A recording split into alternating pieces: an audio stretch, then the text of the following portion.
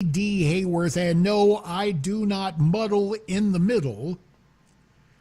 You usually find me right, both right of center, and it may sound presumptuous, but I think as you and I discuss the issues today, you will find that I am right in terms of correct. But if you don't agree, in fact, we invite you to call if you have another opinion.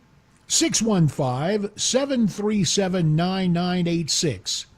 615-737-WWTN. Now, if you're shy, if you need to find your courage behind the keyboard as well as your candor, gee, not that there's an obsession with alliteration among broadcasters or anything. Anyway, for better or worse, the social media I use is LinkedIn.com. You go there, you go to the search thing, you type in J.D. Hayworth, Hayworth.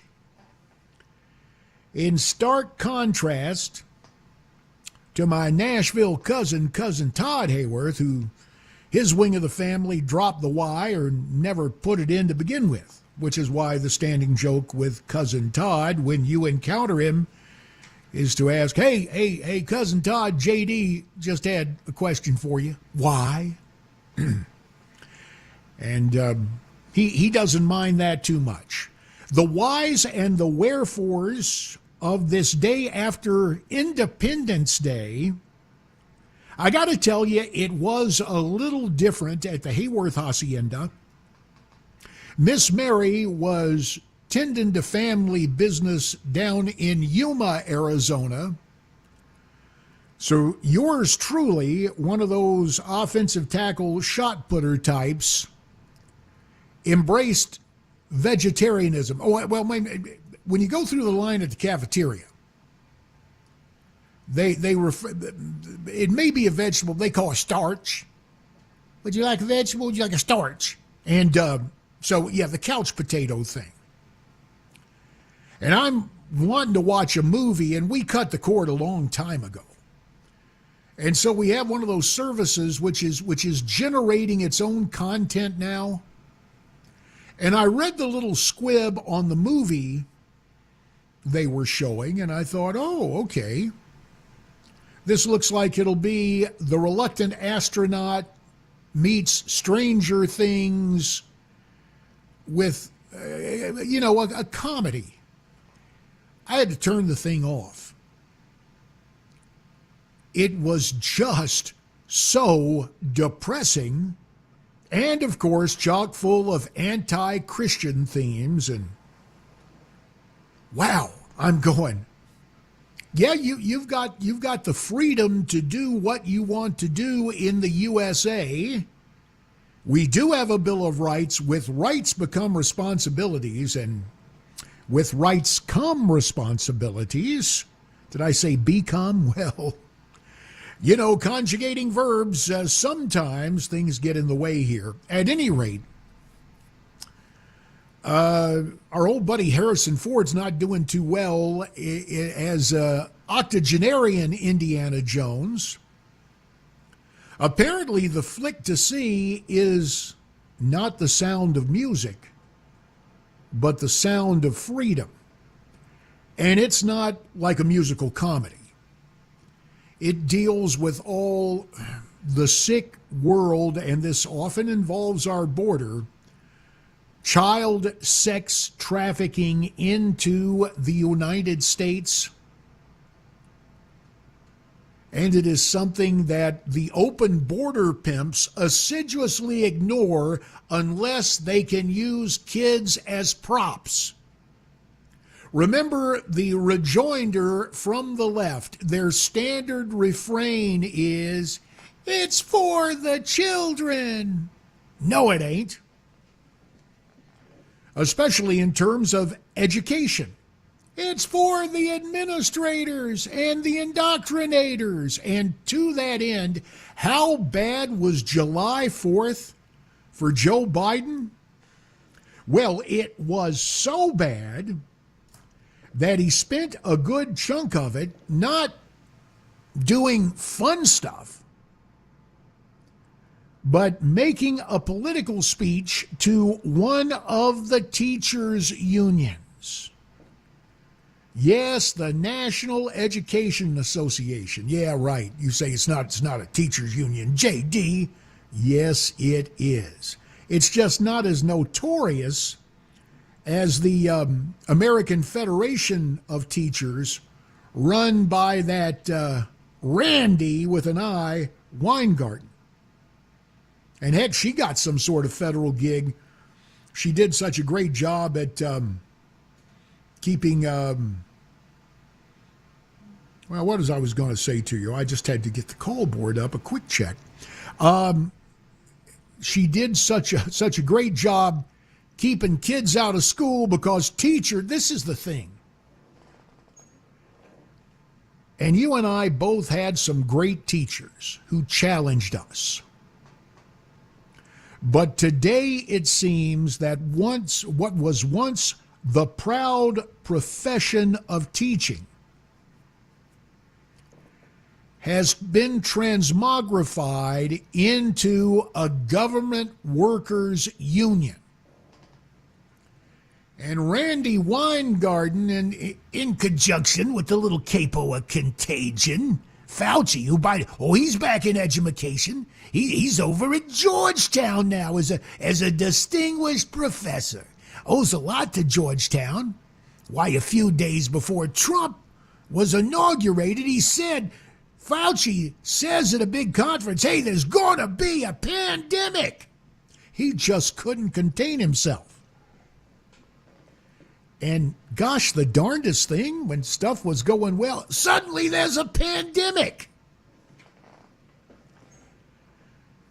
So Joe Biden goes down to see the teachers union because that's about the only safe group he can go see. And these guys are so into government dough and indoctrination that as a group, they think Biden is A-OK. Now, somebody got to Joe, or maybe he's got a pretty good muscle memory when it comes to political stuff. But then what happens is he just can't quite translate it. Somebody said, hey, Mr. President, you're a mature citizen. Ronald Reagan, as an older president, always was optimistic.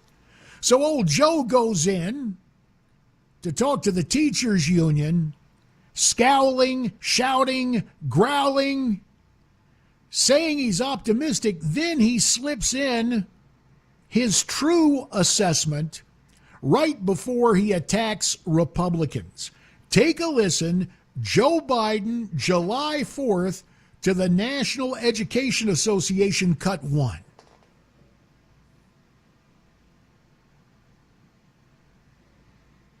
Might we have cut 1? I've never been more optimistic than I am today. I really mean it. Never been more optimistic. There's so much we can do. We're on the edge, and the American people are figuring out what the other team's talking about, and they don't like it. Oh, okay. They don't like what the other team is doing. Did you hear Joe sneak it in there? We're on the edge. Yeah, we're on the edge of a deep, dark abyss that he is leading us into. An open southern border, an ongoing invasion, more on that later. The economy is in the crapper. But he's optimistic. I really mean, this is the other tell sign. Whenever old Joe says, I really mean that, it's a talking point. He telegraphs his punch. And so things are not going well. But Joe, with the background of Hollywood and endless leftist indoctrination, now being labeled as education. Remember, it's for the children.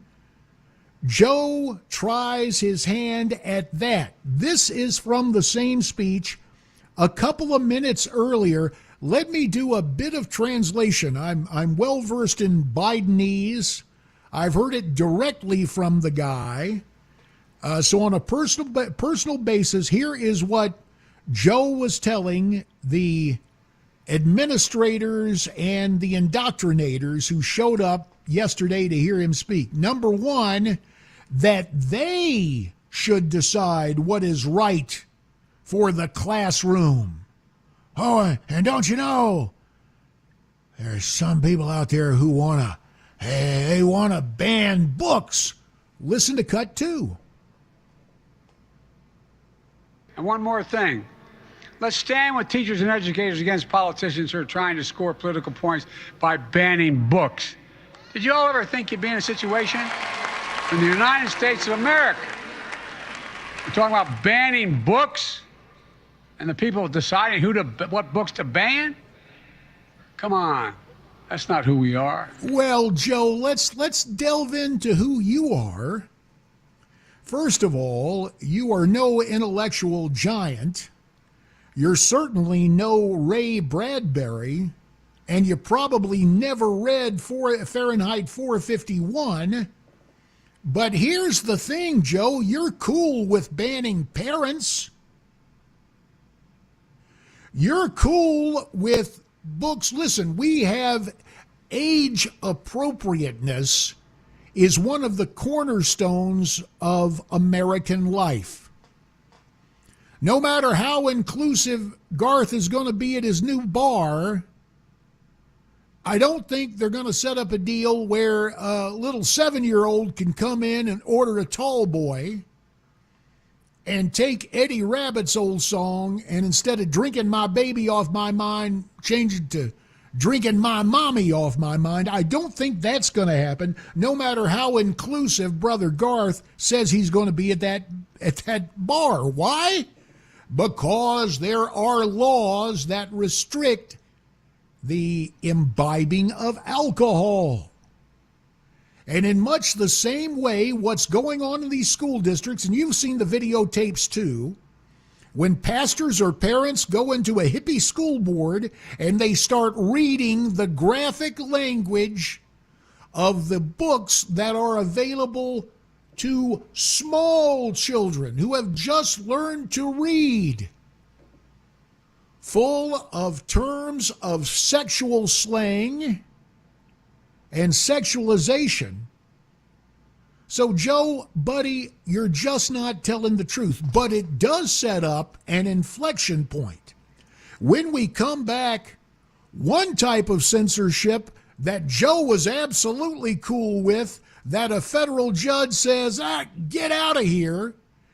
And then the one guy who answers effectively from the other side. Coming up on 21 past 9, it's JD Hayworth. It's Super Talk 99.7 WTN.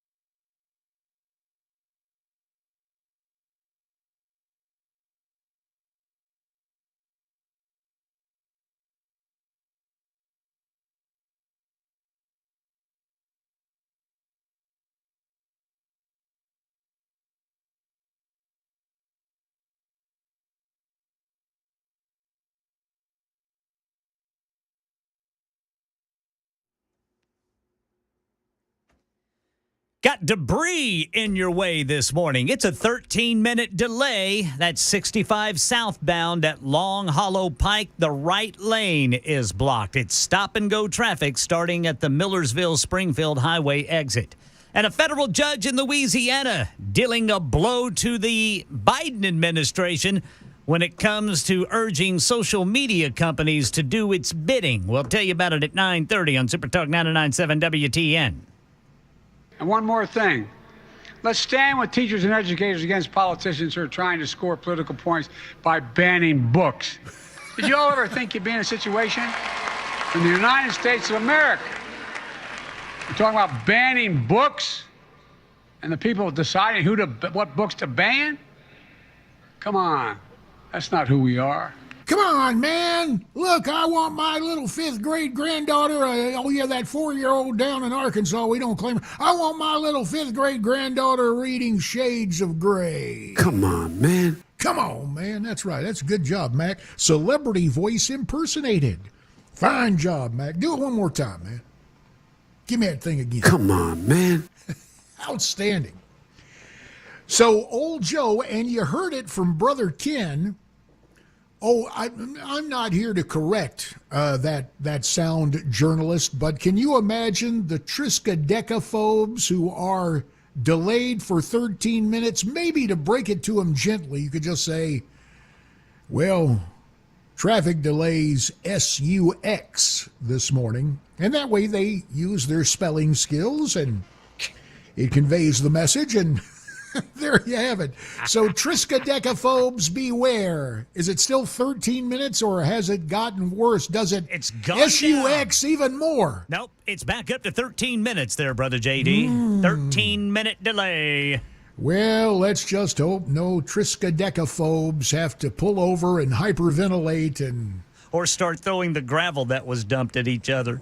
Oh, man, that would not be cool. Now, we just heard Joe doing his thing, and Ken's going to elaborate a little more, but you got to understand, this is one of the things Joe does pretty well. It's a muscle memory. I'm going to get righteously indignant about this. Banning books. And we pointed out that it has everything to do with context. Just as a little fifth grader definitely shouldn't be reading, 50 Shades of Grey or any of those nasty books. By the same token, a little primary school students should not be getting instruction on man sex. I mean, it's not cool. Sadly, that is happening in some school districts. I hope not yours. But if you got kids, you better check on them. Now, here's the other irony, and this is what Brother Ken is going to update. The U.S. District Court judge in Louisiana, Terry Doughty, or is it Doty? I'll just say Doughty. And then Ken can correct me. The judge in Louisiana said, hey, you are not going to be able to meet White House officials with tech companies about social media censorship. And Judge Doughty pointed to the 2020 election and all that COVID hoo-ha, where if you didn't, they always follow the science, our political science, guaranteed to scare the H-E-double hockey sticks out of you, keep you in line, and give you a shot that might induce a heart attack. So you got to hand it to this judge. He said he's not persuaded by the defendant's arguments. When we come back, this division in America, hint, it's not Republican, it's not Democrat, it's not even left and right. I'll remain firmly on the right. JD waiting for you right now, 9:30 and news time. Come on, man.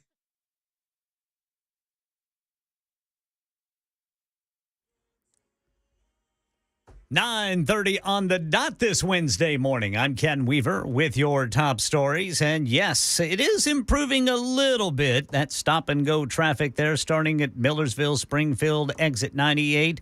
65 southbound. The right lane is blocked there at Long Hollow Pike due to debris in the road. It looks like gravel has spread out all over the highway there, and they are trying to pick that up right now. That is the right lane blocked 65 southbound at Long Hollow Pike. A federal judge in Louisiana is blocking the White House from communicating with several major social media companies. The ruling is in favor of attorneys general for Louisiana and Mississippi who sued the White House, claiming that they went too far during the pandemic, pushing social media companies to address posts which the White House claimed could have made Americans resistant or hesitant toward taking the COVID vaccine.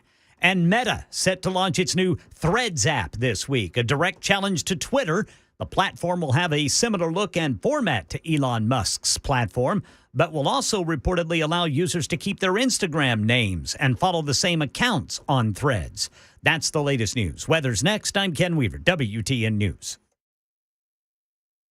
Hi, I'm Paul Winkler. We know that diversification is an important part of the investing process, but how do you reduce risk of a portfolio through diversification? Well, you use correlations. Now think of bathing suit sales and suntan oil sales. They tend to move together, right? Think of bathing suit sales versus winter coat sales. More dissimilar movement, and that's the idea. But why is diversification so important? Well, think about it this way. Everybody would like to have this happen with their investments. They just go straight up. But what we know is this is really what tends to happen. Markets may go way up and then down, or down then way up. Now let's say if we isolate parts of that curve right there, and the first curve right there, and the second curve right there. If you're putting money away for retirement, every time you put money in, if this is what's going on, you're buying more shares. Then just before you retire, the market goes up, you're really happy. If, on the other hand, you keep paying a higher and higher price and then the market goes down, you're really sad. And we can't choose what's going to happen with the market next. But what we can do is what we know through academic research, and there are Nobel Prizes awarded for this, is we can look for things that tend to move in dissimilar fashion. And what happens when we do that, we can reduce the volatility of the portfolio, hence bringing those curves in. Now that's the idea. Now if you want to learn more about our approach to investing and financial planning, go to paulwinkler.com and set up a free 15-minute phone call. Or you can call 615-851-1950.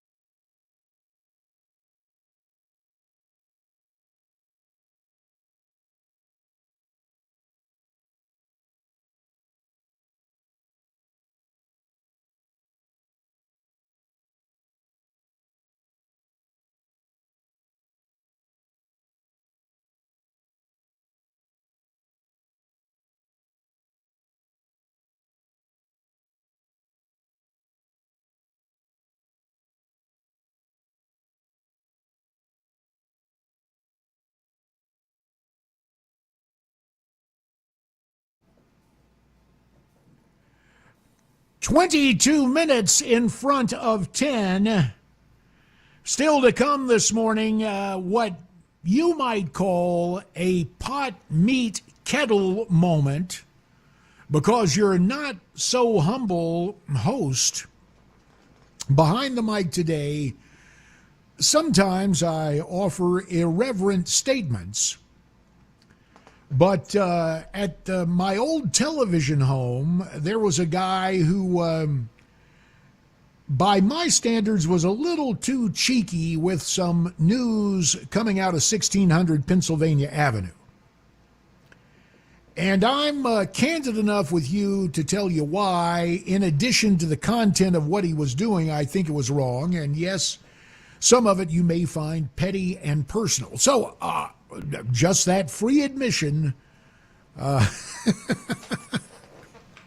Somebody here is free admission. Well, yes, we have it here. You didn't have to pay a dime to listen. That's why we thank our advertisers in the community for stepping up and bringing you this important program. If you're just joining us and you're saying, "Hey, Mildred, who the heck is that?" Well, it's the recovering Congressman JD Hayworth, proud North Carolina native, only in America.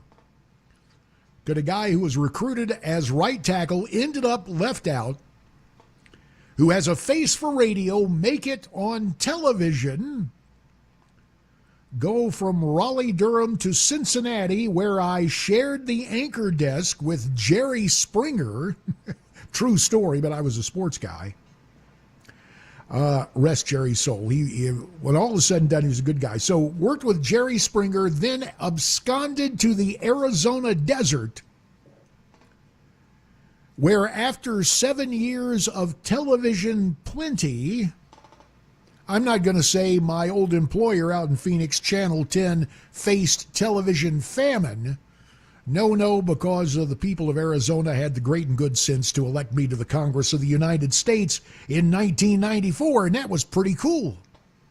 Plus, when you consider I was in the Congress for 6 terms, that's 12 years, and that's the longest I've held any gig.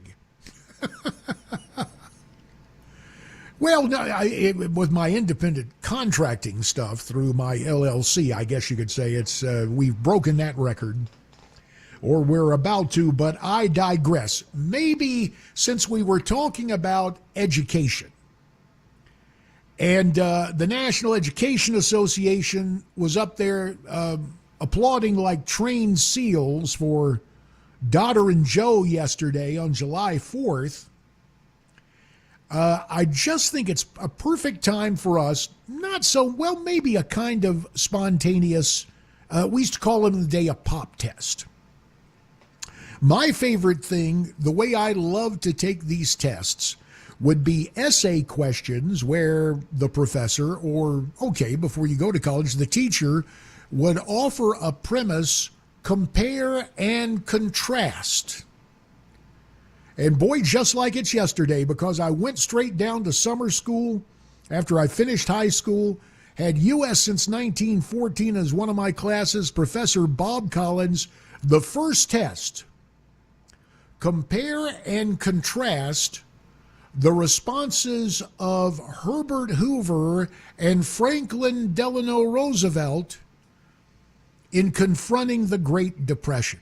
Boom, perfect, in my wheelhouse. So we're gonna update it a few years, compare and contrast where Joe Biden and Donald Trump stand on a key issue. And again, understanding that you may have to come and go, you may have just joined us. So even though those who have been with us from the start of this get-together, and by the way, shouldn't you make that a habit, at least for the rest of this week while I'm on? I sure hope you will. I know it's going to be a little tough for some of you to hear this again, but here is old Joe. No matter his cognitive problems, yesterday he can really play that righteous indignation game. His muscle memory takes over. And here he is trying to shame parents and trying to champion today's indoctrinators, they used to be educators, but that changed a while back, by claiming that there are people out there, politicians, who want to ban books. Let's listen once again to cut number 2. And one more thing. Let's stand with teachers and educators against politicians who are trying to score political points by banning books. Did you all ever think you'd be in a situation in the United States of America? We're talking about banning books and the people deciding what books to ban? Come on.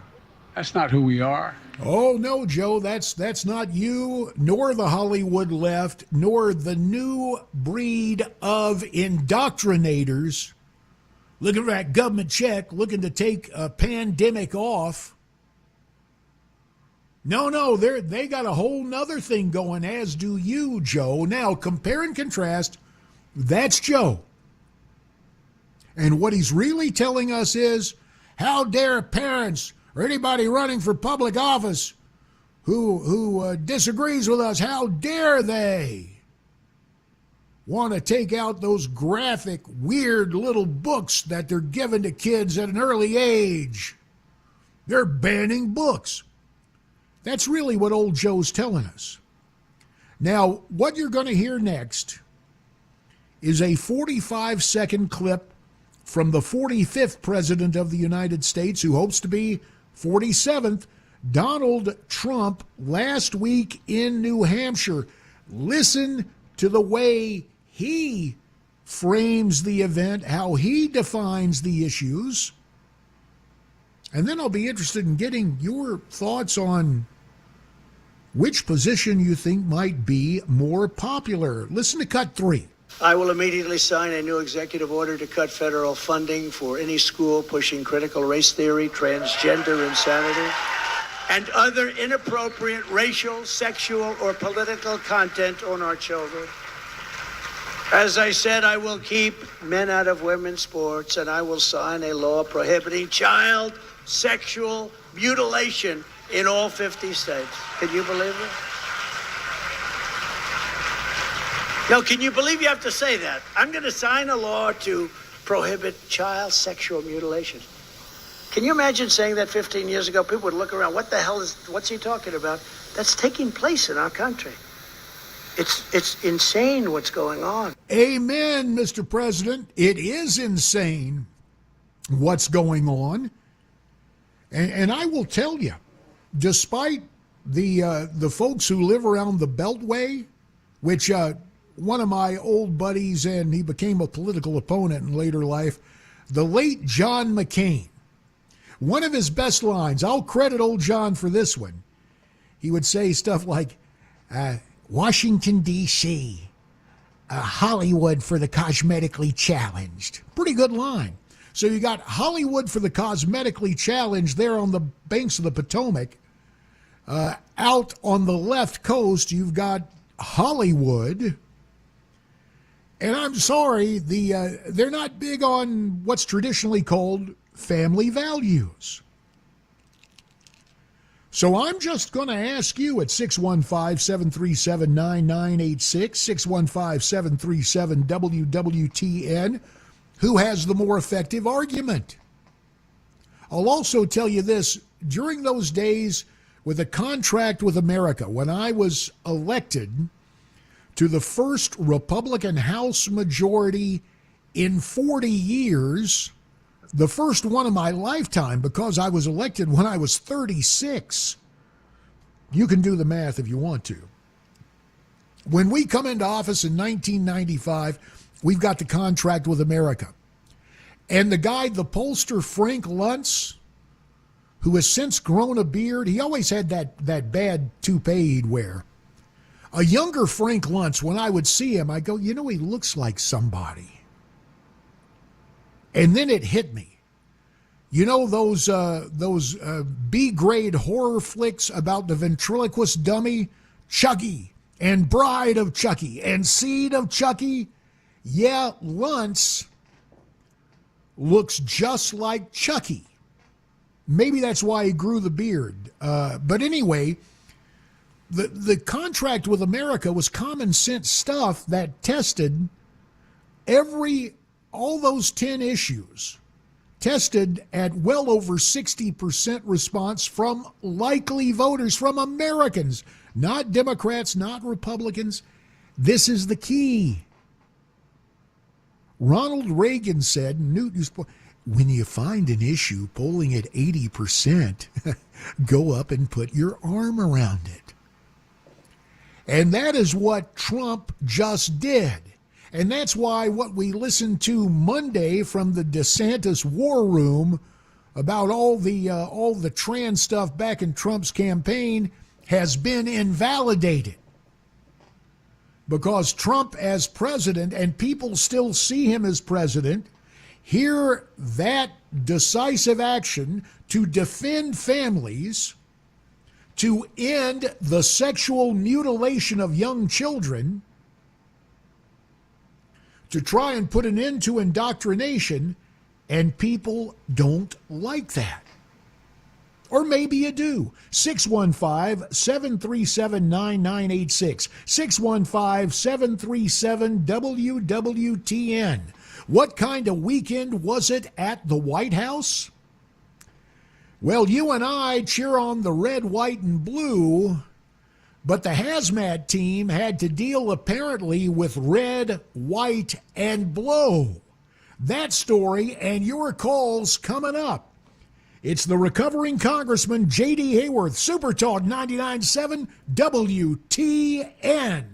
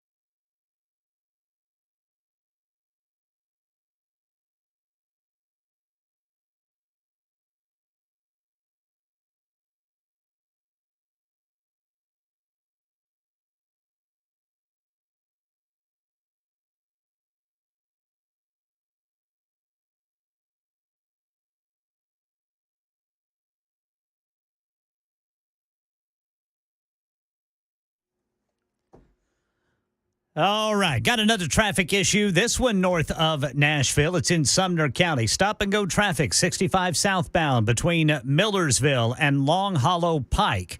That's left over from the debris cleanup we were talking about earlier.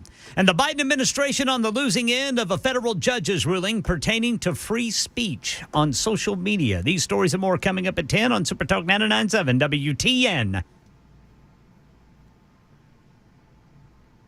No, can you believe you have to say that? I'm going to sign a law to prohibit child sexual mutilation. Can you imagine saying that 15 years ago? People would look around. What's he talking about? That's taking place in our country. It's insane what's going on. It sure is. Donald John Trump, last week in New Hampshire, at a luncheon, one of the women's Republicans groups there, and it hit me that, you hear Biden, it's MAGA insanity. Well, actually, take some of that away. Maybe Trump ought to add 3 more words to his 4-word slogan. Say, end the insanity, make America great again. Now, the really good issues are the ones that transcend a political label and even where you may line up on the political spectrum. So it's all how the issue is being defined. Joe Biden says they're banning books.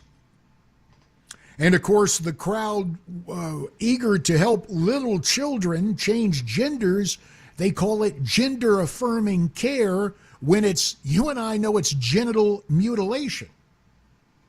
But will the book banning thing work for Joe Biden? 615-737-9986, the number to call. On line 1 from Spring Hill, about to make his mark. Why, it's the eponymously named Mark. Mark, welcome to WTN. Thanks very much. You were just talking about exactly what was on my mind, the way the left is controlling the language of these discussions. You keep hearing book ban in the media all the time. It's like, well, no one would say we don't think a grade schooler should have access to Mein Kampf in the grade school library, but nobody says we're banning books that traditionally we know are just not healthy for kids. These educators are supposed to be doing a job of protecting kids from unhealthy things, but they're not doing it. Now they're mad that we're doing it. But I'd love to hear more of your thoughts about how the language of this debate has gotten out of control. It's the absolute key, Mark. Good call, good point. Here's what happens. We spend our time, the reason we went to Chucky, Dr. Frank Luntz, or Newt and Bob Walker and those guys before I ever got to Congress, was how you describe the issue. You may have heard my joke the other day, J.C. Watts used to tell. 2 ways to basically convey the same image. You could say, woman, you got a face that would stop a clock. Or you can say, darling, when I gaze into your eyes, time stands still. Arguably the same message conveyed in 2 very different ways. But Mark, you are quite right. When the complicit media seeks to define things always in the way of the left, which is why with the money and the alternative media, you have to define what's going on as exposing children to inappropriate, dangerous, pornographic material. And that's that. Stand by for news.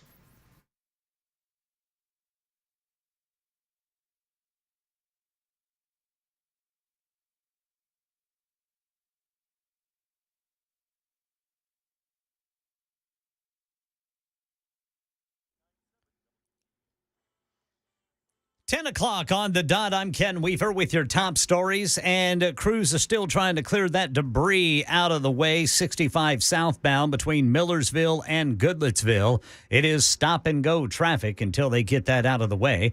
The Biden administration is on the losing end of a First Amendment case. A federal judge ruling they likely violated free speech rights when they asked Facebook, Twitter, and other social media companies to address what the Biden administration claims was misleading information when people would question what the federal government was saying about COVID during the pandemic. The judge issued a preliminary injunction barring top administration officials and several federal agencies, including the Justice Department, from having any contact with social media platforms for the purpose of encouraging the removal, deletion, suppression, or reduction of content containing protected free speech. The decision appears to take effect immediately, but can still be appealed. That's Lionel Moise reporting. Right now in Nashville, Metro Police say they're talking to witnesses of a shooting that took the life of a 14-year-old boy yesterday afternoon. This happening at the Fallbrook Apartments in East Nashville. And a man who was shot while fishing at Old Hickory Lake Beach area on Saturday has died. Freddie Adelso Bacci was shot in the back of the neck while fishing with friends and family near the Army Corps of Engineers. And Meta set to launch its new Threads app this week, a direct challenge to Twitter. Rebecca Jarvis says the timing of Threads release might be fortuitous for Meta. On the heels of a tumultuous week for Twitter, owner Musk announcing, seemingly out of the blue, limits on the number of tweets users could read, leaving many in a foul mood. Threads joins a pack of Twitter alternatives, trying to appeal to those frustrated among the platform's estimated 330 million monthly active users. That's the latest news. Weather is next. I'm Ken Weaver, WTN News.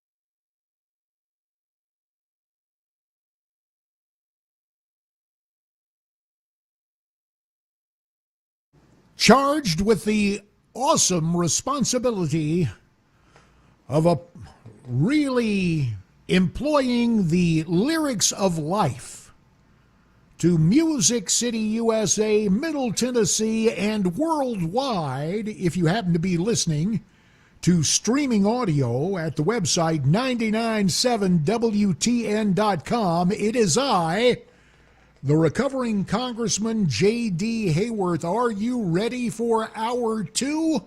Of course you are, because you're here, and to use the infamous sloganeering of the late and great in some ways, H. Ross Perot, I'm all ears. I'm all ears. And if you remember his visage and more importantly, his anatomical audio features, you know, I'm all ears was kind of a little joke he'd tell. Hey, folks, I'm a billionaire. Here's the deal, see?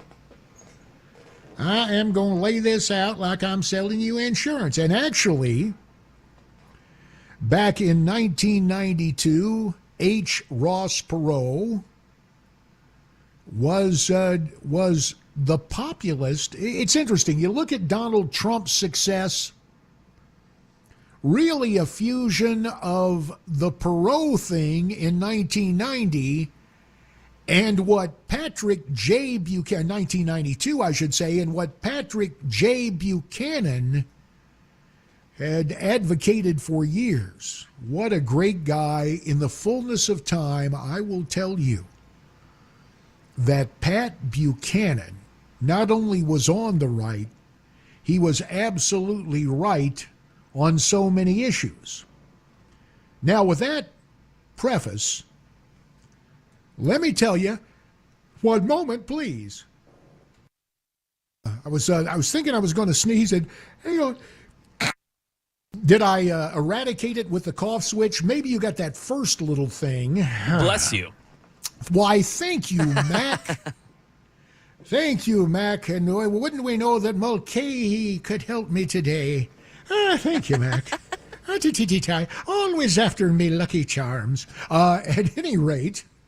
They're magically delicious. Yes, they are. Orange moons, yellow hearts, pink clovers. Boy, you know, here's boy, I'm really going to get this is really putting my career in jeopardy. It would be a joke that they probably would tell on the Ed Sullivan Show years ago. You know, the guys Joe E. Ross, Jack E. Leonard, Jackie Vernon, and even Rodney Dangerfield. They used to do jokes about ethnic groups, especially the guys who grew up in New York. What does the Irish kid say to the Irish dad while they're having breakfast on St. Patrick's Day? Mulcahy, would you care to venture a little guess as to the answer? Gosh, I have no clue. What is it? But Dad, I don't want Irish whiskey on me Lucky Charms. I thought that one up by myself. It's almost as good as the cartoon I came up with. My debate coach, the late, great Michael G. Pierce, High Point Central High School, High Point, North Carolina. He almost threw me out of the speech program because he thought I was a bit irreverent. So I begged my way back to competitive speech, and he let me come on in my senior year. But I also was taking his course on Western cultures. In other words, what it means to grow up with a European traditional, well, from ancient civilizations right on up to the present time, which, well, the present time at that point was polyester and leisure suits and platform shoes. That was then. Anyway, I'm sitting in there, and you know, some guys have a gift for drawing cartoons. I didn't.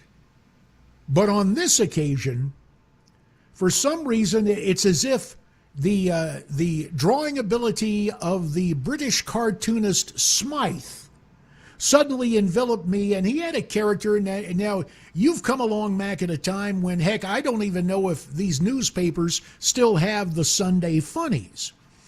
But there was a British strip called Andy Cap. And Andy Cap wore one of those kind of touring caps like, the Scottish motor car star Jackie Stewart would wear on ABC. Those little kind of flat, and it was pulled down. He had a cigarette in his mouth. Yeah. His wife's name was Flo, and he'd speak that kind of Cockney speech. Hello, love. Anyway, I'm sitting there drawing, and this is wrong on both counts. We just enforced one racial stereotype. Now we play off a conflict that really isn't funny, involving both the geopolitical situation and a religious battle. because we know what's gone on for years in Northern Ireland. So suddenly, for some reason, this Andy Capp lookalike shows up in my notes. And I suddenly have an inspiration. So it's a guy who looks a lot like Andy Capp, but we draw for him an arm and a hand with an old-style cartoon-like bomb. You know, the thing with a little sizzle? And he's standing in front of a place that, to make the point clear, he's standing in front of an establishment that I name the Pope's Pub, okay? And I named the guy, it's not Andy Capp, because even then, with the name JD for John David, but thinking at one point I'd be a Juris Doctor, I didn't want to do anything that might result in litigation against me, even with First Amendment rights. So I draw the cartoon and I name it Kermit O'Bomb of Northern Ireland, which I thought was kind of a good name, because he's standing there and he's got that little thing about to toss it toward the Pope's Pub, and he's saying, top of the morning to ya, Catholic. Now, it was topical at the time. I'm going to hear from the Archdiocese of Nashville. I know. Anyway, it was just a joke. And Michael G. Pierce, my debate coach, and my Western cultures teacher, John David, what are you doing? Well, Mr. Pierce, based on our discussion today, I have come up with a cartoon for current events. And to my amazement, I didn't get in trouble. Michael G. says, okay, let me have it. And he put it on the bulletin board. Now, that was then, this is now. Can you imagine what would happen in a public high school with a cartoon that, well, I think made a point about sectarian violence, but tried to offer some humor? It would not be welcomed. My parents would be called in. I would be given sensitivity training. But since we're talking more years ago than I would care to count, that did not happen. And I may have just talked my way. We'll see if they invite me back tomorrow. But anyway, it was just kind of one of those things. And this is a spontaneous and unrehearsed little conversation. Mac, have you been called in yet to the program director's office? Okay. Hopefully not. I'm still here. But compare and contrast that innocent observation of what might be considered a misspent youth with what went on at the White House over the weekend. And I'm hearing conflicting reports. Either this happened Friday or maybe Sunday. The most recent account I heard was that there's the Biden family on the Truman balcony at the White House. And I've been there, obviously not when Joe was president. It's back when George W. was president. And he was trying to persuade us, to join into his open borders thing. I don't fault a man for wanting to try to feed his family. And you sit there and you listen politely and you say, well, Mr. President, what you're thinking to yourself is, well, Mr. President, would you fault a man for robbing a bank where people are exposed to danger and money is stolen because he says he needs to feed his family? In other words, we're supposed to embrace criminality on our border because it's man trying to feed his family. But no, I'm being polite. And plus, the one thing about Washington, and even at the White House, and even with George W., who chronicled his struggles with firewater, they bring in a big beverage cart.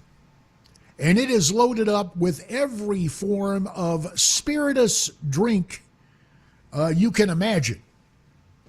And for George W., being a Texan and being a guy who he had this special Shiner Bock non-alcoholic beer that he would drink. And the rest of us might have a couple 18 pops, kind of like Papa's cough syrup up in the upper drawer. Not that we would ever take a swig as a young person like that. But in fact, the Truman balcony, when you go up there, yes, you're at 1600 Pennsylvania Avenue looking out on the National Mall, that expanse of greenery that starts up on Capitol Hill on the west front of the Capitol and continues westward past the White House, past the Lincoln Memorial, past the White House, the Washington Memorial, and then the Lincoln Memorial. But when you're in the White House, you're getting a look you don't see every day because you're seeing it from the side and you're going, man, I'm up here just right off the living quarters at the White House.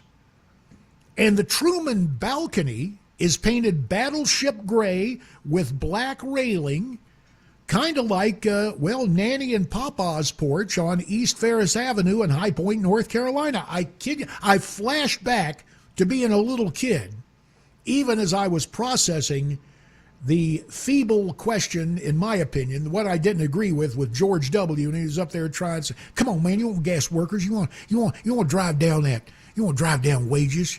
No, not exactly, Mr. President. And if I seem to be uncharitable to George W., well, I have reason, and someday I'll get into all of that. But we're talking about now not the 43rd President of the United States, but the 46th, Joseph Robinette Biden Jr. and his family, including his troubled son Hunter, but not the granddaughter they refuse to acknowledge, one Navy Joan Roberts, a 4-year-old down in Arkansas. The rest of the fam up there on the Truman balcony watching fireworks.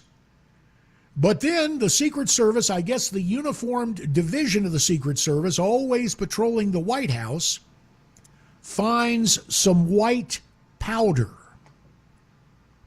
And boy, after the anthrax scare during the whole 9/11 thing, it may have been 20 years before, but the White House goes into, something's wrong here, let's evacuate as a precaution.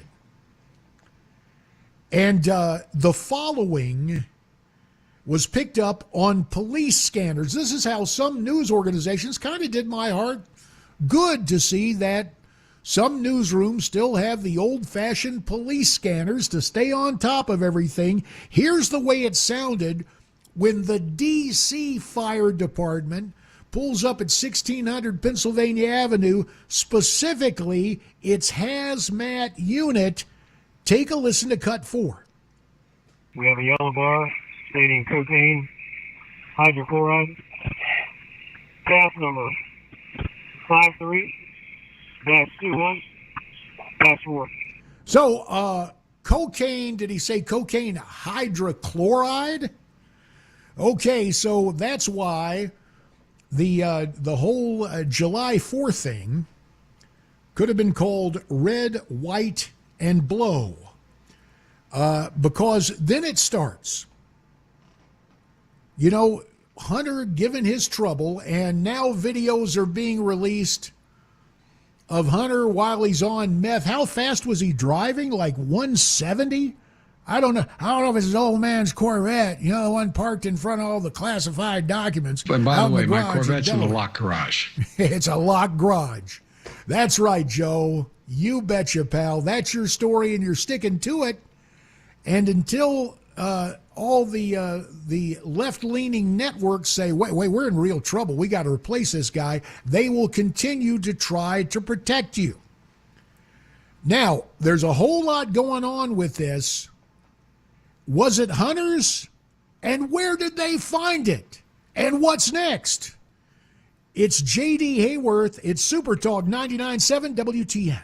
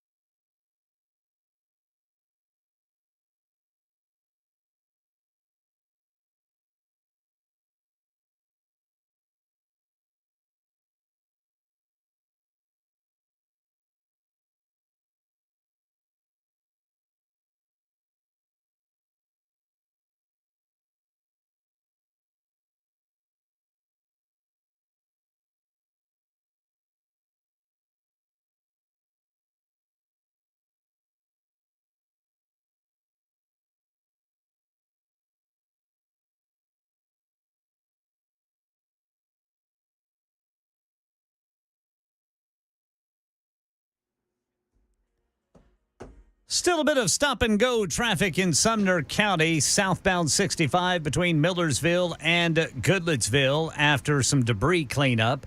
A barricaded suspect police are negotiating with here in Nashville. Details coming up at 10:30 on Super Talk 99.7 WTN. And Ken will have that for us just, less than 5 minutes? Well, no, 5 minutes and 15 seconds from now, not to put too fine a point on it, as we approach 10:25 Central Daylight Time.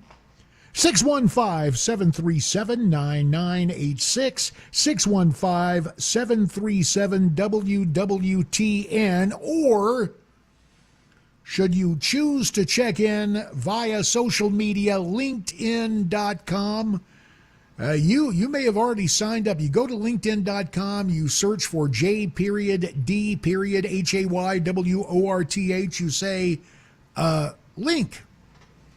And then once I link with you, you can send me all sorts of messages.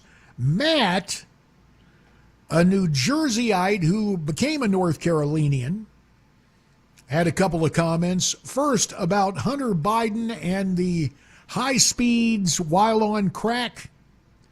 He offered a gentle correction. It was not old Joe's Corvette. It was Hunter in a Porsche, apparently. And the other thing is, he said, hey, JD, it's not so much that your story about Kermit O'Bom of Northern Ireland, the Andy Capp clone you drew as an irreverent high school senior in the mid-'70s, it's not so much the whole story there, but think about it.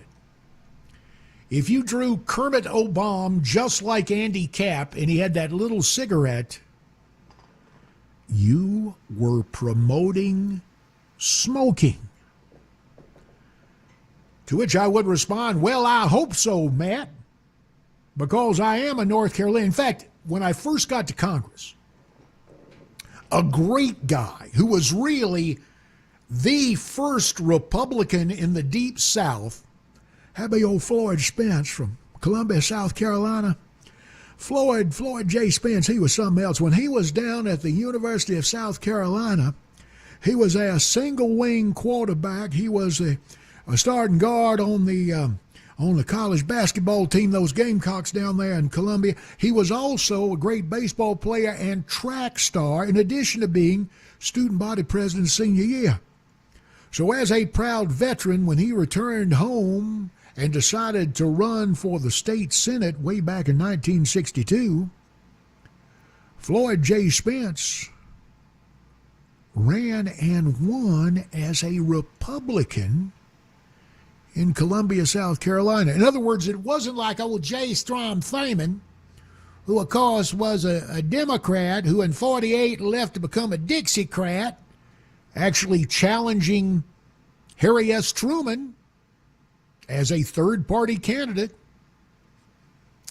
and then later winning election to the U.S. Senate as a write-in candidate, but not being an independent, not becoming a Republican until what, 1968? Maybe as late as 1970 when Richard Nixon said, Strom, come on with us.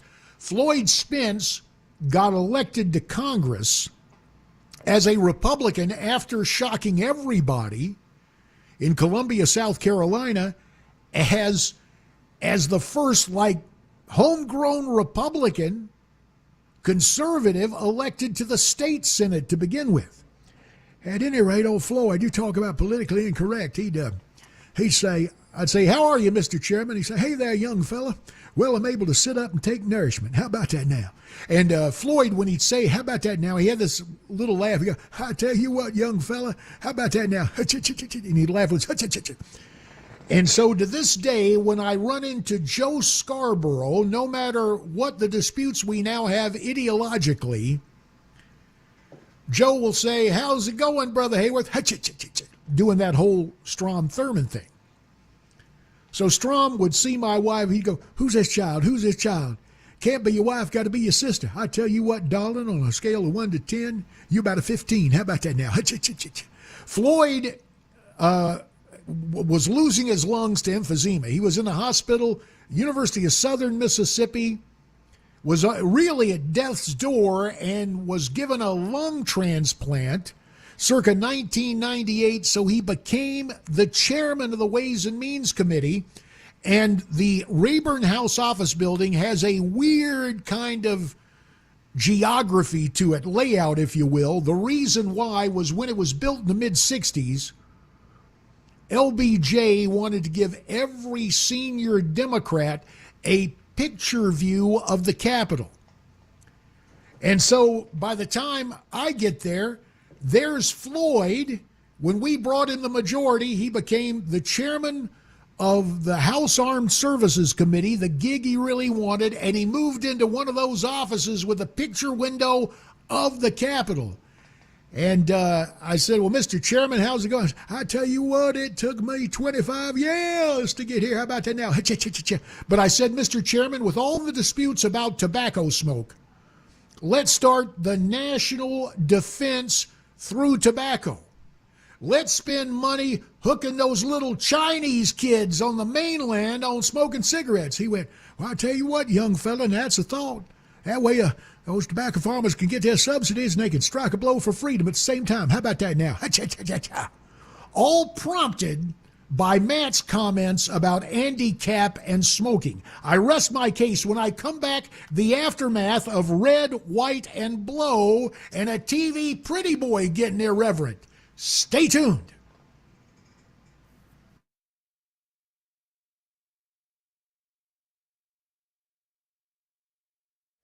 I'm Ken Weaver with your top stories. Got the full forecast in 2 minutes. And we continue to monitor a situation north of downtown where Channel 4 says SWAT was called to a home. This just north of Briley Parkway, west of 24. A man apparently barricaded in a home there. He's wanted on warrants. Philadelphia mass shooting update. District Attorney Larry Krasner lays out the charges a 40-year-old man faces for allegedly killing 5 people, injuring others yesterday. We'll be facing multiple counts of murder, and we'll also be facing multiple counts of aggravated assault as a first-degree felony, weapons charges, among others. They have not released the identity of the man. Meanwhile, in Texas, sentencing getting underway for the 2019 murders of 23 people in an El Paso Walmart. 24-year-old Patrick Cusillas allegedly told investigators following his arrest that he set out to kill as many Mexicans as he could after driving from his home in Allen, Texas, about 650 miles east of El Paso. That's the latest news. Weather's next. I'm Ken Weaver, WTN News. Hi, I'm Paul Winkler. We know that diversification is an important part of the investing process, but how do you reduce risk of a portfolio through diversification? Well, you use correlations. Now think of bathing suit sales and suntan oil sales. They tend to move together, right? Think of bathing suit sales versus winter coat sales. More dissimilar movement, and that's the idea. But why is diversification so important? Well, think about it this way. Everybody would like to have this happen with their investments. They just go straight up. But what we know is this is really what tends to happen. Markets may go way up and then down, or down then way up. Now let's say if we isolate parts of that curve right there, and the first curve right there, and the second curve right there. If you're putting money away for retirement, every time you put money in, if this is what's going on, you're buying more shares. Then just before you retire, the market goes up, you're really happy. If on the other hand, you keep paying a higher and higher price, and then the market goes down, you're really sad. And we can't choose what's going to happen with the market next. But what we can do is what we know through academic research, and there are Nobel Prizes awarded for this, is we can look for things that tend to move in dissimilar fashion. And what happens when we do that, we can reduce the volatility of the portfolio, hence bringing those curves in. Now that's the idea. Now if you want to learn more about our approach to investing and financial planning, go to paulwinkler.com and set up a free 15-minute phone call. Or you can call 615-851-1950.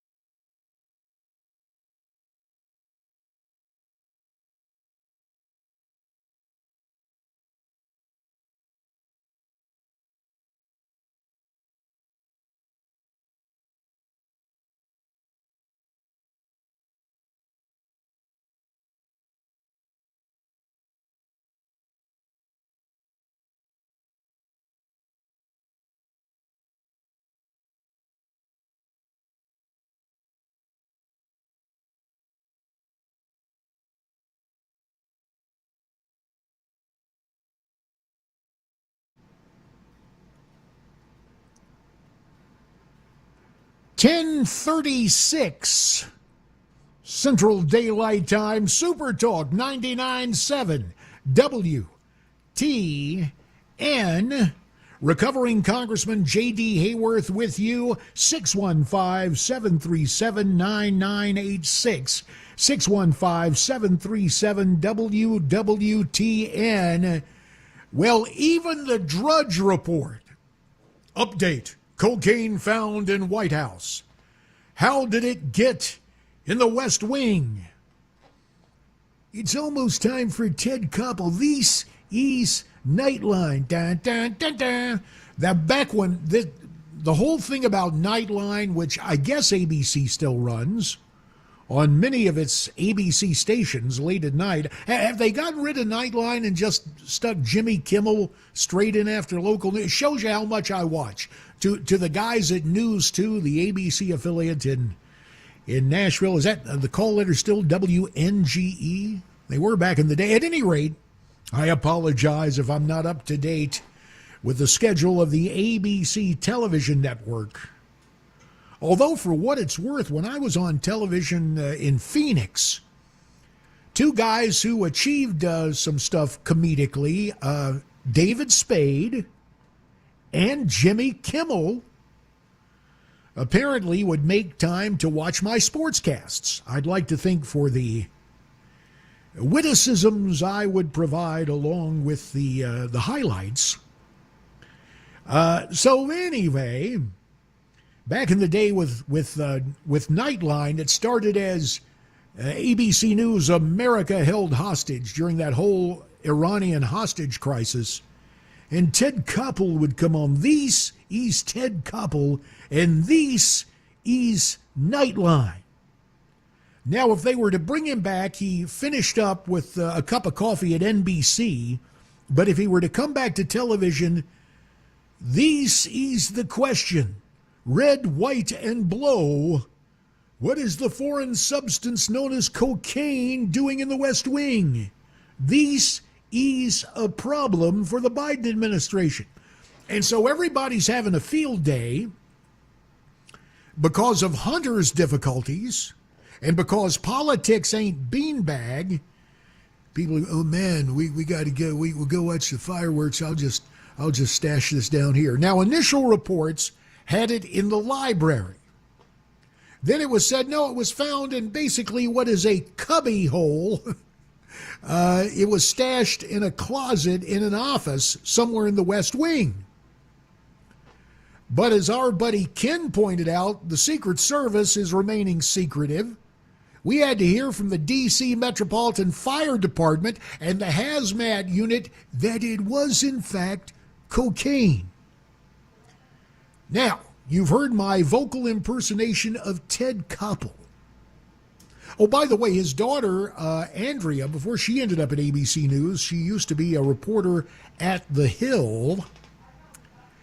And she was taking they were starting, well, I'll save that story for later. I don't want to go off down a rabbit trail. I want to get back to this because it's another TV story. Because it's been very interesting, my broadcasting career, despite having a face for radio. I've done both radio and television. My most recent TV gig, oh, mercy. It was, 2014 to 2018 at Newsmax TV.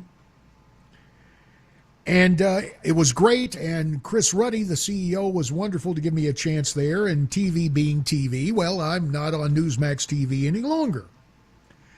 But Chris has gone out and hired, I'll be diplomatic, a lot of Fox alumni. And one guy, Rob Schmidt, and I know you can say, JD, this is obviously a pot meets kettle moment. There you are telling mid-70s ethnically insensitive stories on the air, and you are about to take to task Rob Schmidt on Newsmax TV for basically doing the same thing? And I would answer in response, why, yes, I am.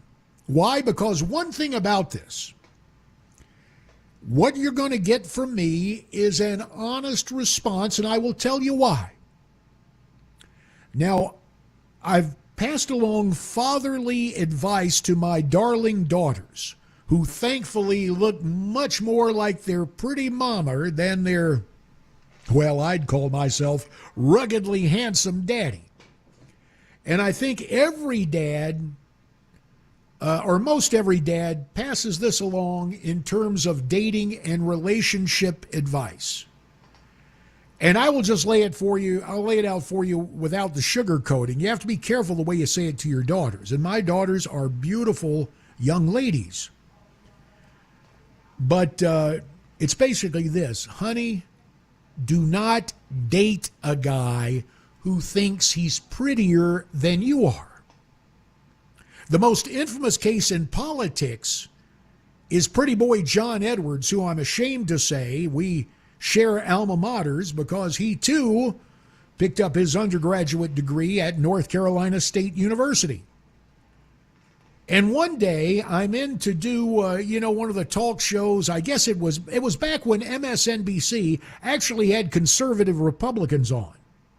Not to bring them on so they could get thrown off the air, which is what happened to me my last time on MSNBC with Joy Reid when she was doing that weekend show.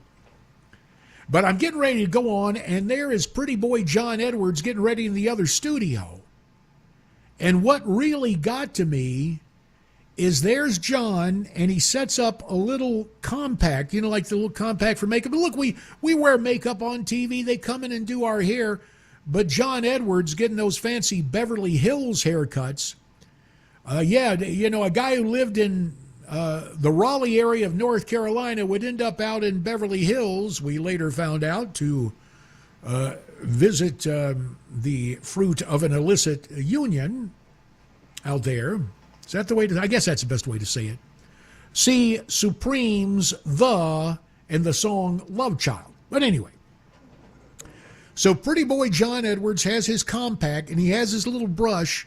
He holds up the compact, and he is brushing his hair cross-handed. I was flashing back to junior high, and a rather attractive young lady was one of our cheerleaders. She'd do that same cross-handed hairbrush thing. And so when I saw John Edwards do that years before his illicit extracurriculars were reported, I said, oh yeah, okay. Here's a guy, he thinks he's prettier than his wife. And, I just didn't have any room for it. Now, Rob Schmidt, I don't know his domestic situation. I do know this is what kind of got me against Rob Schmidt. Back when he was on Fox News doing that overnight show kind of thing, he took it upon himself. There was a story about illegal immigration. And he was taking a border hawk, that'd be a guy like me who wants the border sealed. He was taking a border hawk to task, not based on current events,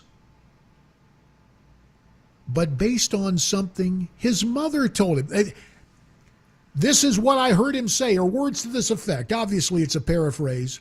My mother says these are good people, and you don't want them to come to the country. Well, pretty boy Rob Schmidt, I know you might find this hard to believe, even though you had a gig at Fox and now you're at Newsmax, but you might want to wake up and smell the coffee. Despite the best efforts of the Tennessean in mid-Tennessee, there in Nashville and environs, or out in the area I used to represent, Arizona, with the Arizona Repugnant, or in Raleigh, North Carolina, with the Raleigh Nudes and Disturber, the fact is that not everybody who comes here is hardworking, and their kids are not instantly valedictorians coming out of their high school class. But for pretty boy Rob Schmidt, his mother told him they were good people, and that's enough. So that was the first thing. Then I'll admit it.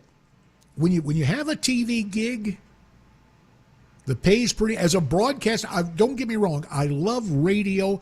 I love the intimacy of radio because you and I get a chance to talk about things. And I just lay it out for you. No consultant is talking to me about what I have to say. As you will note today, certainly it is spontaneous and unrehearsed. But pretty boy Rob Schmidt goes on Newsmax when this whole thing came down about cocaine, and as much as I love irreverence, maybe I just don't like it from Mama's boy and pretty boy Rob Schmidt over on Newsmax. Listen, it's a witticism, but I'm going to tell you what's wrong with it after we take a listen to Cut 5. But it appears that cocaine has been found at the White House. And it wouldn't be a thumping July 4th weekend without Hunter Biden ripping lines off of a bust of Teddy Roosevelt. A mysterious white powder was discovered in the West Wing on Sunday, prompting a hazardous materials call to the fire department. I wish I was making this up, but it's true. Newsmax can confirm the powder is presumed by the fire department to be cocaine. And you're sitting there going, why, JD, you overgrown hypocrite.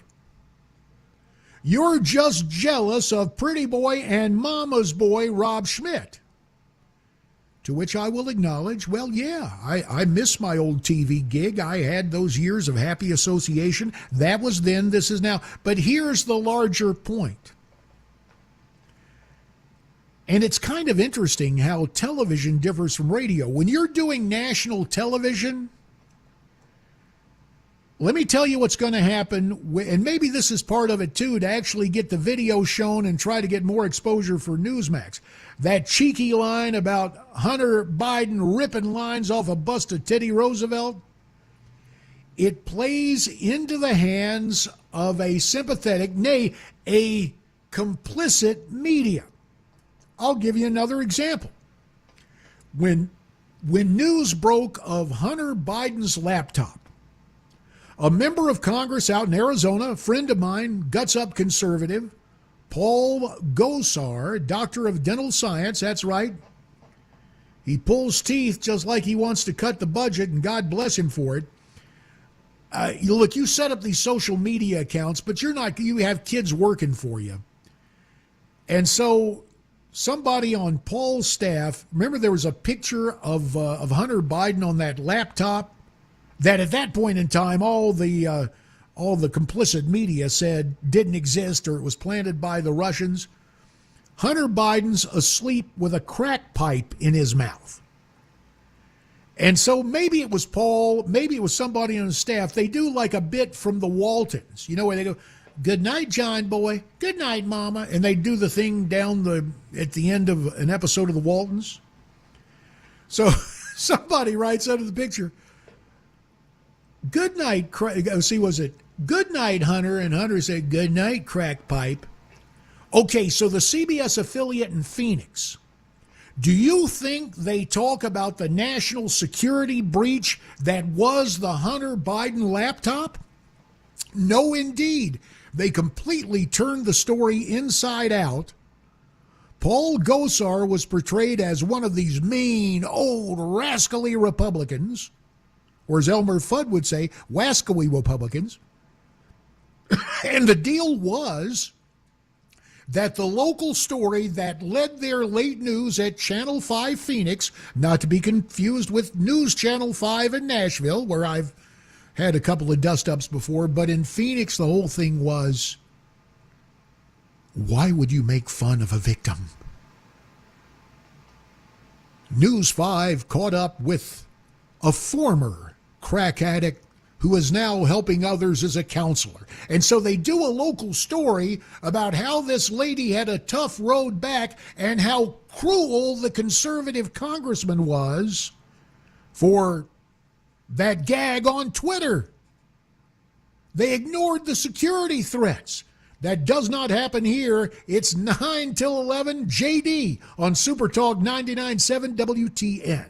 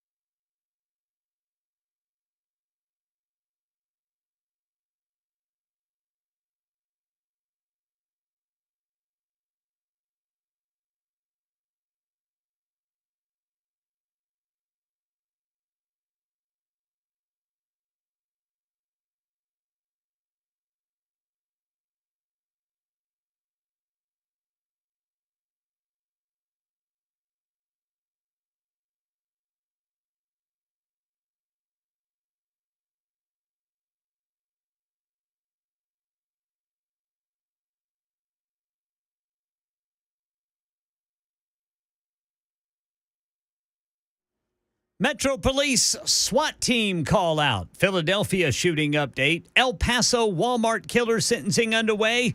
And Republicans in Washington present their plan for student loan borrowers. Details at 11 on Super Talk 99.7 WTN. And that means Brother Ken will have those headlines and details in less than 2 minutes' time. Now, let me just kind of give you a little hint about what happens in our third and final hour today of providing the lyrics of life to Music City, USA, and all who come seeking raw, real radio. And that shows the broadcaster's almost obligatory alliteration that comes along. Next hour, it ain't Hunter, it's Joe that's at the center of all of this. But when you hear some of the connections that even the U.S. attorneys have with, as Rudy Giuliani called them, the Biden crime family, you will be amazed and confounded. The fellow who wanted to be a Supreme, no, he didn't wear the wigs and the gowns and do anything like that. This is, when we talk about Supremes, I mean the Supreme Court. The jelly-spined lickspittle, now Attorney General Merrick Garland, you're going to hear how he got his knickers in a knot a while back. And then a Tennessee United States congressman wants to cut funding that is literally out of this world. Those topics and more straight ahead. It's our third and final hour. It's JD Hayworth on Super Talk 99.7 WTN.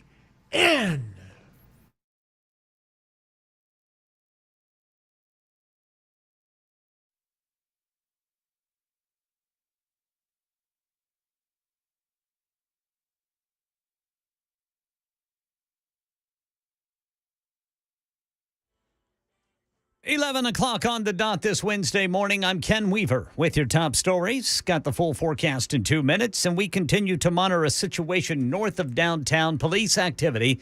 Channel 4 says the SWAT team was called to a home where a man wanted on warrants has barricaded himself. This home is just north of Briley Parkway, west of 24. And the suspect in the Philadelphia mass shooting charged this morning with more than 30 offenses, including murder, attempted murder, reckless endangerment, carrying a firearm without a valid permit. Trevor Alt with more. Police believe that they caught this shooter in the act. They know who it is, and this shooting was carried out knowingly and deliberately. What they say they're still focused on and figuring out a motive here. Why this shooter allegedly opened fire on all these people, seemingly firing at random. That's a question that's still looming large with the police department here and also with the community itself. Now, the suspect will remain in custody without bail. Meanwhile, in Texas, sentencing underway for the 2019 murders of 23 people in an El Paso Walmart. 24-year-old Patrick Crucius allegedly told investigators following his arrest that he set out to kill as many Mexicans as he could. He drove from his home in Allen, Texas, about 650 miles east of El Paso. And right now in our nation's capital, as President Biden launches a new student loan forgiveness plan after losing his case before the Supreme Court, House Republicans say they have their own plan to help borrowers. Here's Ann Flaherty. House Republicans are calling it the FAIR Act. It would set into law the existing rule that borrowers only have to pay 10% of their discretionary income. It also would pause interest for anyone earning less than $46,000 a year. The bill is unlikely to pass the Democratic-controlled Senate or be signed by the president. Biden says his executive authority already allows him to set more favorable repayment terms. That's the latest news. Weather's next. I'm Ken Weaver, WTN News.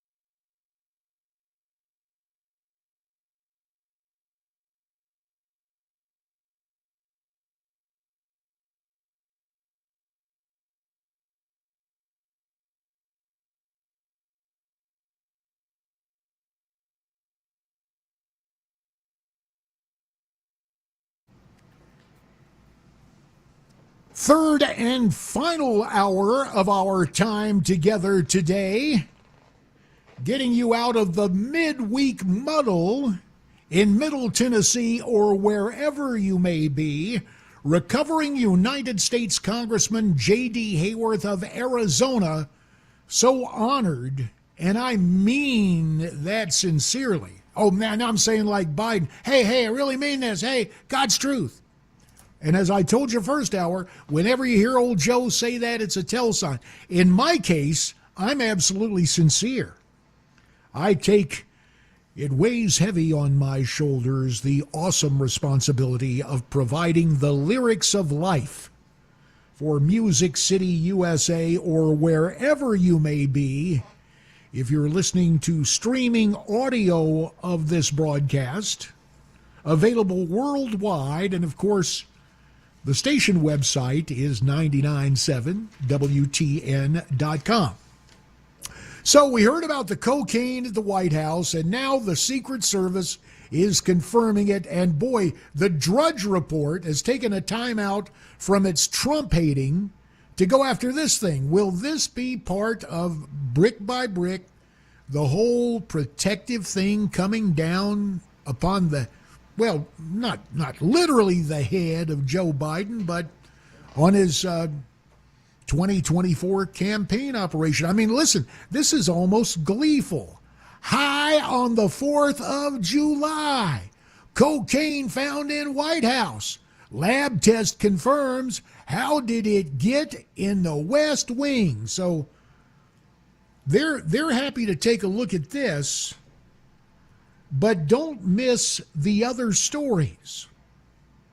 You know, because what happens in the information age is that you and I are subjected to information overload. It is akin to trying to take a sip of water from a fire hose that is going full tilt.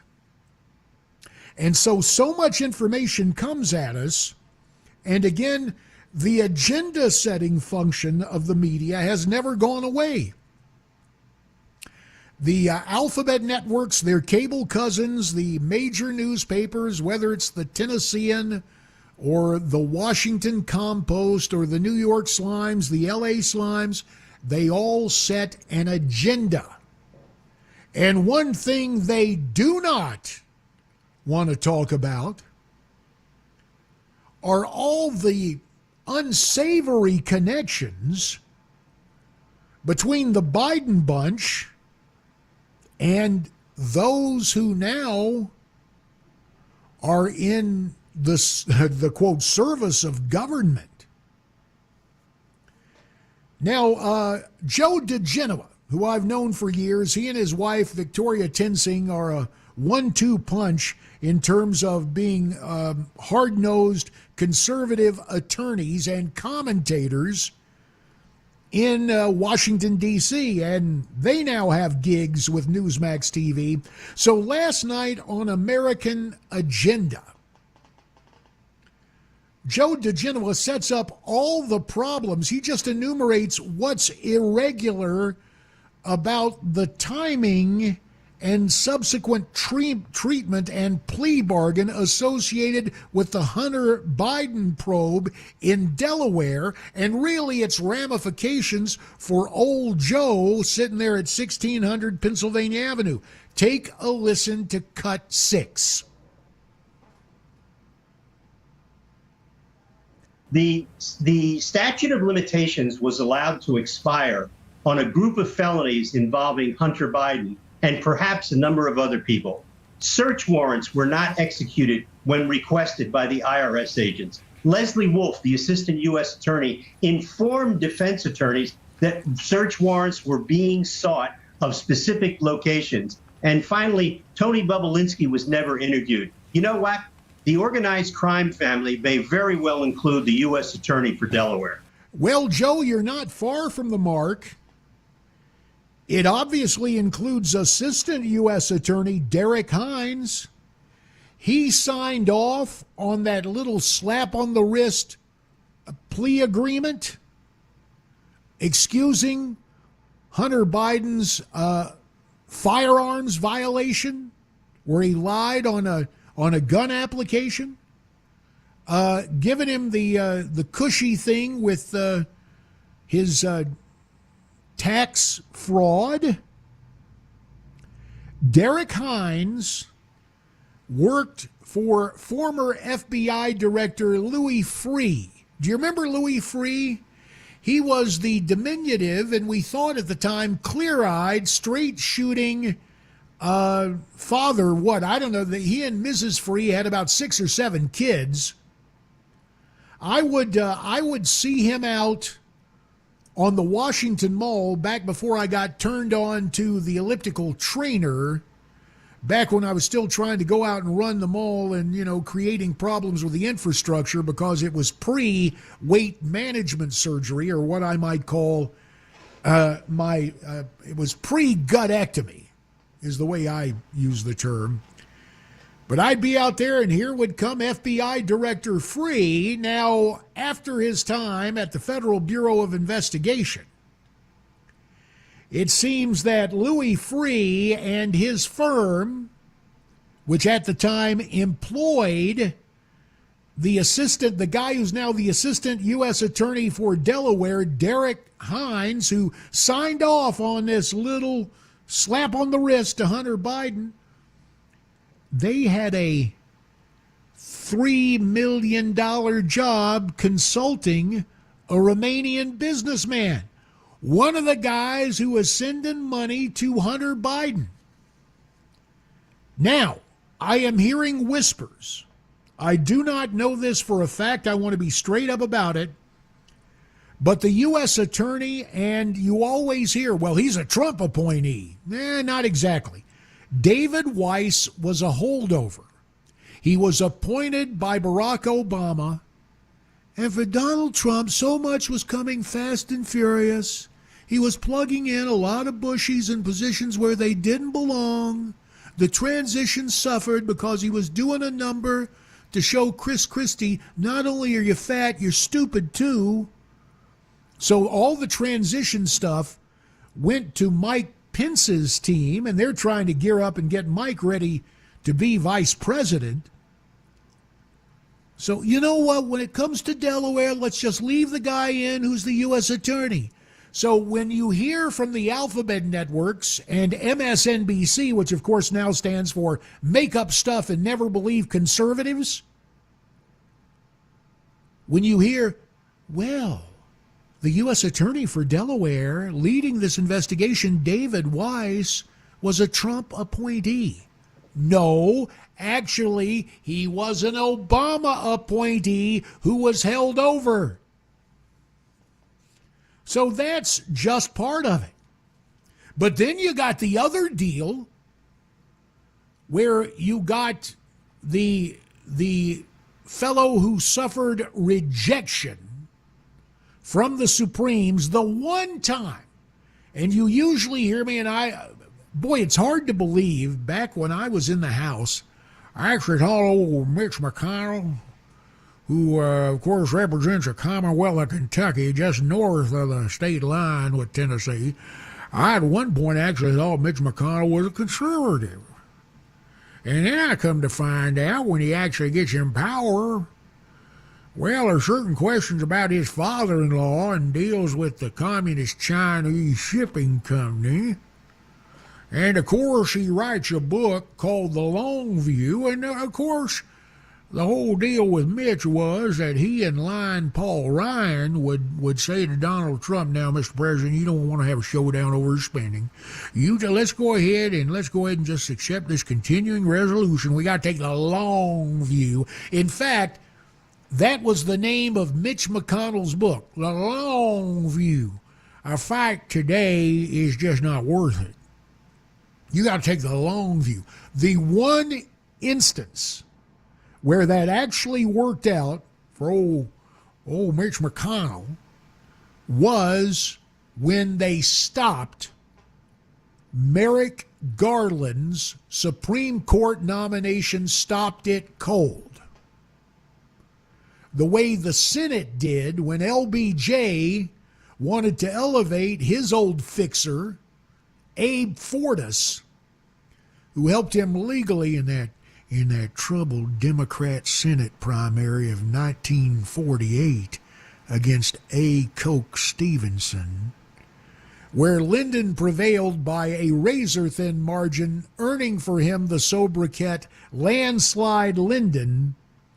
Well, Abe, I'm much obliged to you, and I want to show my gratitude by putting you on the United States Supreme Court. I bullied old Arthur Goldberg, to go over and take that job as our UN ambassador when Adlai dropped dead. And I'm going to make it up to you, Abe. I'm going to put you on the Supreme Court.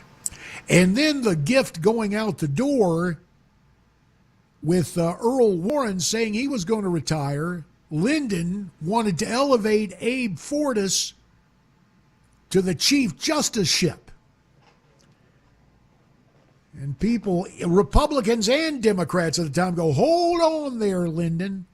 So Mitch, he looked back at what happened to Lyndon, who at one point, if you read the Robert Caro series of biographies about Lyndon, there's that one called Master of the Senate. And being the Senate Majority Leader, Lyndon, well, Mitch would rank Lyndon, although he's rank him just a notch below Mitch McConnell. At any rate, they stopped the Merrick Garland Supreme Court nomination, and I'll give it up to Mitch on that. A lot of these other fights should have been joined, which, by the way, is why Trump is all set and just raring, reject the old crow, Mitch McConnell. He needs to be put out to pasture. The Senate needs new leadership. Maybe my fellow billionaire and Floridian, Rick Scott, he might be a good choice. In other words, Trump wants McConnell to go the route of Lion Paul Ryan and leave government service. Well, I don't know about that, but I do know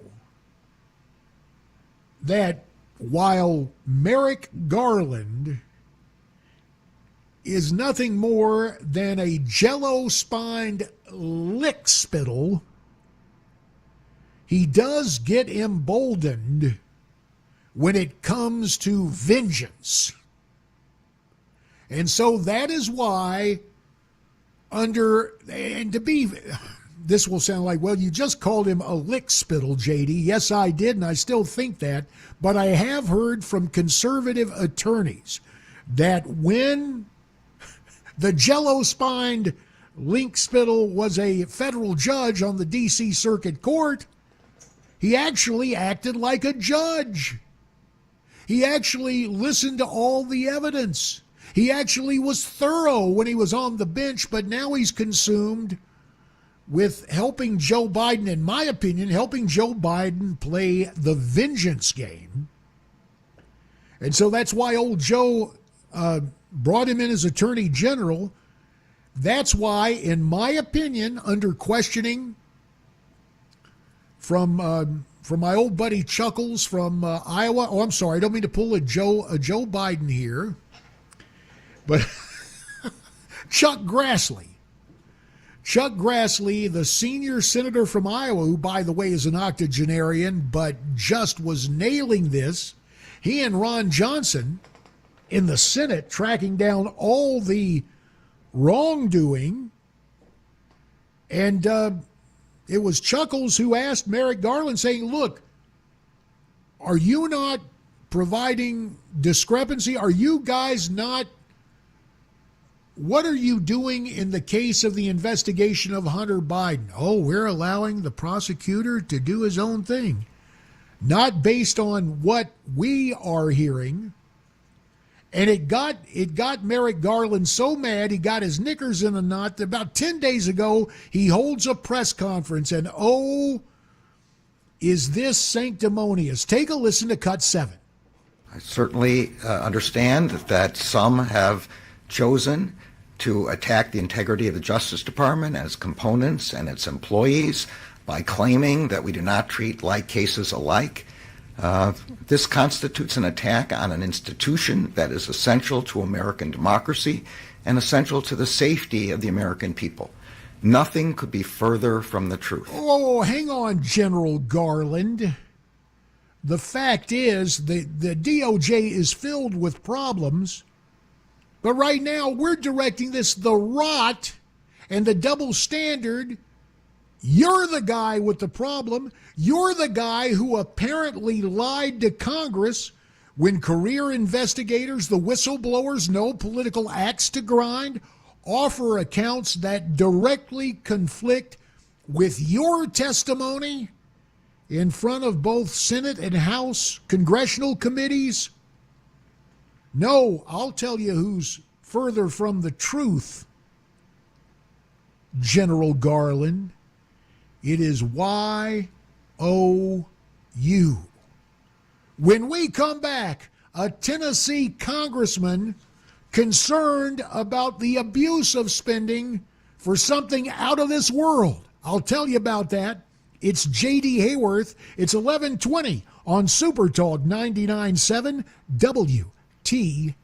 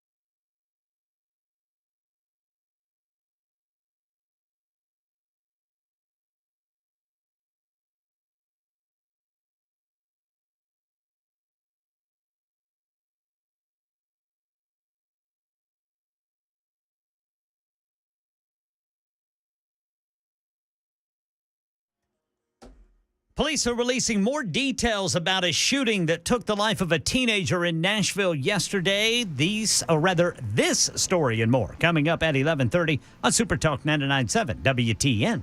And Brother Ken will have that for you in less than 5 minutes, 11:25 Central Daylight Time. So, Attorney General Garland has a problem.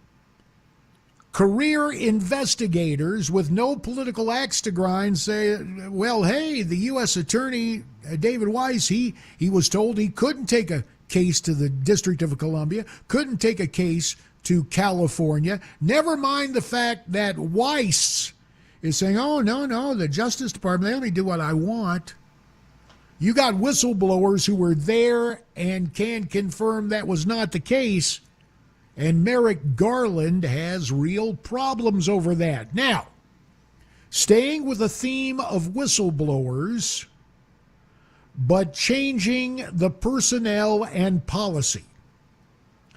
The gentleman from the 2nd Congressional District of Tennessee, that would be Congressman Tim Burchett. Old Tim's got the old seat that John J. Jimmy Duncan had before. When I was in Congress, and before John J. Jimmy Duncan, it was John J. Duncan, who was a Republican on the Ways and Means Committee. John J. Jimmy, I tell you, come down the hall, and the thing that amazes me, there's a congressional district, and one of the largest universities in America is smack dab in the middle of that district over in East Tennessee, and Republicans still get elected. I told you of my electoral misfortunes once Tempe, Arizona was drawn into my congressional district. And of course, ASU for Arizona State University, ASU is USA spelled backwards. At any rate, Tim Burchett is really concerned. Marco Rubio on the Senate side has been talking about a lack of detail, and I'll be very honest with you, sometimes we would go into executive session and we literally were not told by the Pentagon what we were voting for, but I will tell you, I'll just be honest, in the post 9/11 age, I said, if you need something, we're going to give it to you. Well, now we're finding out that one of those special access programs, or SAP for short, has been playing us all for SAPs because it's focused on UFOs, not to share the news with the American people, but to restrict getting info to the people. Take a listen to Congressman Tim Burchett of Tennessee's 2nd District. He is on John Michael Gaudier's Event Horizon. Yeah, it's one of those kind of shows dealing with UFOs, but he makes a point that's very down to earth. Cut 6. I've been in Congress for 5 years, and they audit everybody, and then the Pentagon gets audited, and then lo and behold, they're a billion with a B dollars out of whack, and nobody even questions it. So of course they need to. In these days of fiscal scrutiny, as a fiscal conservative, I'm for cutting their money out. Yeah, in other words, if you're not going to share that info, whatever happened in Roswell, New Mexico, or up in Nevada, or other places where we have heard of interaction, we've seen the video from Navy pilots. You're not going to be honest with the American people. You don't need that money. But cutting defense spending carries a risk. Again, Congressman Tim Burchett of Tennessee's 2nd District details why that can be a challenge. Listen to Cut 9. Everybody's afraid to poke at the Pentagon because they'll be afraid. Both sides, actually, the Democrats and Republicans, they'll be labeled as wanting to defund our defense system, and that's to me that's kind of a bogus argument. And if Congressman Burchett, or maybe you are concerned, maybe you're, well, gee, why do you guys always fight? Isn't there something Republicans and Democrats could agree upon? When we come back, I'll fill you in on another piece of defense spending that needs to be cut, and there will be a chance to do that coming up in August. I will detail that after the news. But speaking of news, it's straight on the way because it's 11:30 on Super Talk 99.7 WTN.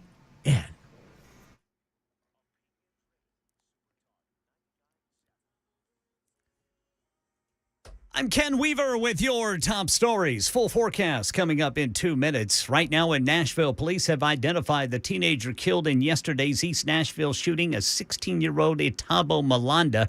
Detectives say Malanda was standing on a porch of the Fallbrook Apartments when two people armed with guns came around the corner, confronted him, and then he was shot when he tried to pull a gun from his hoodie.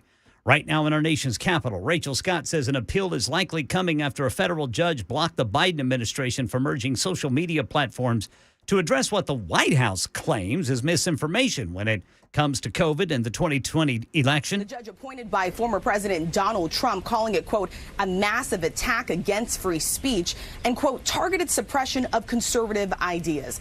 Now, this is far from over. The White House insists that these platforms make their decisions independently. And for the administration, they say their priority is always security and safety. The Department of Justice is now reviewing this case and evaluating its options going forward. That is the latest news. Weather's next. I'm Ken Weaver, WTN News.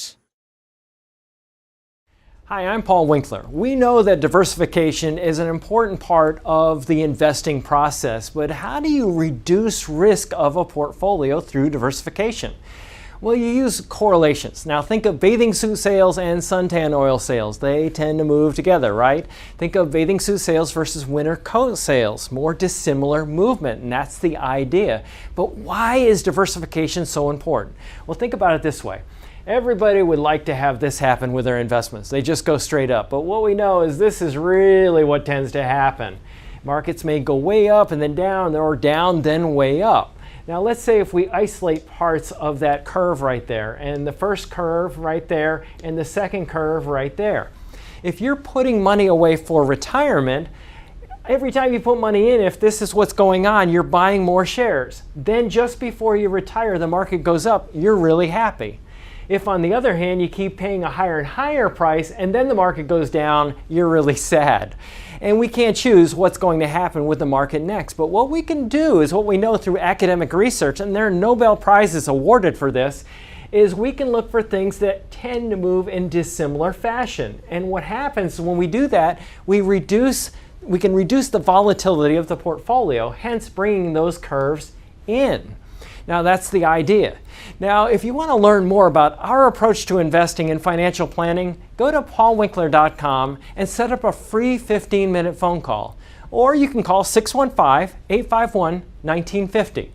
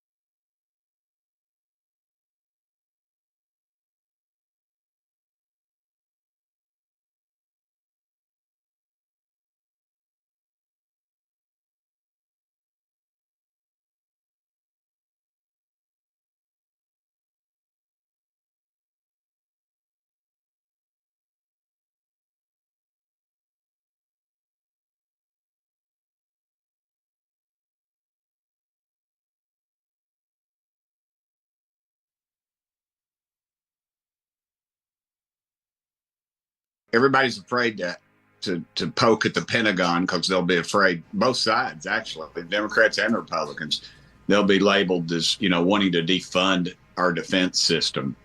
And that's, to me, that's kind of a bogus argument. And that is Tennessee Republican Congressman Tim Burchett of the 2nd District over in Knoxville and environs. And so that's the knock against taking a shot at cutting defense spending. Now, Congressman Burchett would like to carve some things down. Specifically, if the Pentagon is not going to share the special, let's see, what was that? The Special Access Program. The acronym is SAP, as in playing the American people and congressmen and members of Congress as saps. We fund the thing, but it's actually to keep the info about UFOs from us. Well, then Tim's saying, hey, get rid of it. But there's another program that Tim and his Democrat colleagues, not only Republicans, but I would tell you, if we were to take this back, climb in the Wayback Machine, and if my buddy who used to represent Greater Nashville, one of my favorite Democrats, Bob Clement, if Bob were still in the House, I don't want to speak for him, but I know he would at least listen to this, and gosh, wouldn't you know, why there was a column in The Hill earlier this week, I guess on Monday, they put it in Monday afternoon, the war on wasteful spending, F-35 funding fight returns to Congress. And would you look at the byline? Why, it's former United States Congressman JD Hayworth. Well, I know that guy. Here's the bottom line on what's going on. And here's yet another acronym, AETP, the Adaptive Engine Transition Program. This is a program. Donald Trump didn't like it.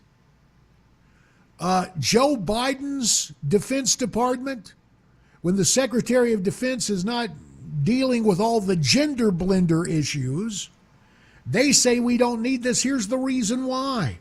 Just this past March, and this follows many years of deliberation and very costly research, the Air Force decided that the F-35's existing engine could be updated through an approach called the Engine Core Upgrade. Here's your next acronym, ECU. Shout out to kids who go to school in Eastern North Carolina, East Carolina University. No. In this case, ECU stands for the Engine Core Upgrade. So sticking with that system, which would update the engines but not totally retool them and go with a completely new propulsion system, you and I and other taxpayers would not get stuck with an additional $6 billion of spending. Here's the problem. Mike Rogers, a friend of mine from Alabama, now chairs the House Armed Services Committee. He marked up the authorization. I don't mean to get in the weeds, but you need to know this. An authorizing committee, it's like making out the shopping list. The Appropriations Committee and various subcommittees on appropriations, they're like the shoppers for America. They get to spend the money, but the authorizing committee says, here's what needs to be on the list. Here's the thing, the Pentagon says it doesn't need this program, it doesn't want this program, but Chairman Rogers has it in his markup to authorize continued spending on taking a look at a whole new propulsion system, the AETP, and that means at least an expenditure this year of around $600 million. So here's the way it can work. If you ever heard me speak on the House floor, I would often quote Mark Twain, his great observation, history doesn't repeat itself, but it rhymes. So my suggestion to like-minded members of Congress, regardless of their party label, it would be to look back to 2011. A gentleman from Florida, a Republican, now a former member of Congress, Tom Rooney, who was then in his second term, he got together with all the conservative newcomers, the guys who were running to cut spending. Remember, the Tea Party was big back then. And they joined him in supporting a vote on the House floor that cut $450 million that would have been spent on, quote, a competitive engine to what the F-35 was using. Now, just then as now, the House Armed Services Committee chairman supported the expenditure. Then as now, the Pentagon opposed the extra spending. In the final analysis, Rooney got the help of 47 Republican newcomers. They killed that appropriation with an amendment to the defense spending bill, the appropriations bill.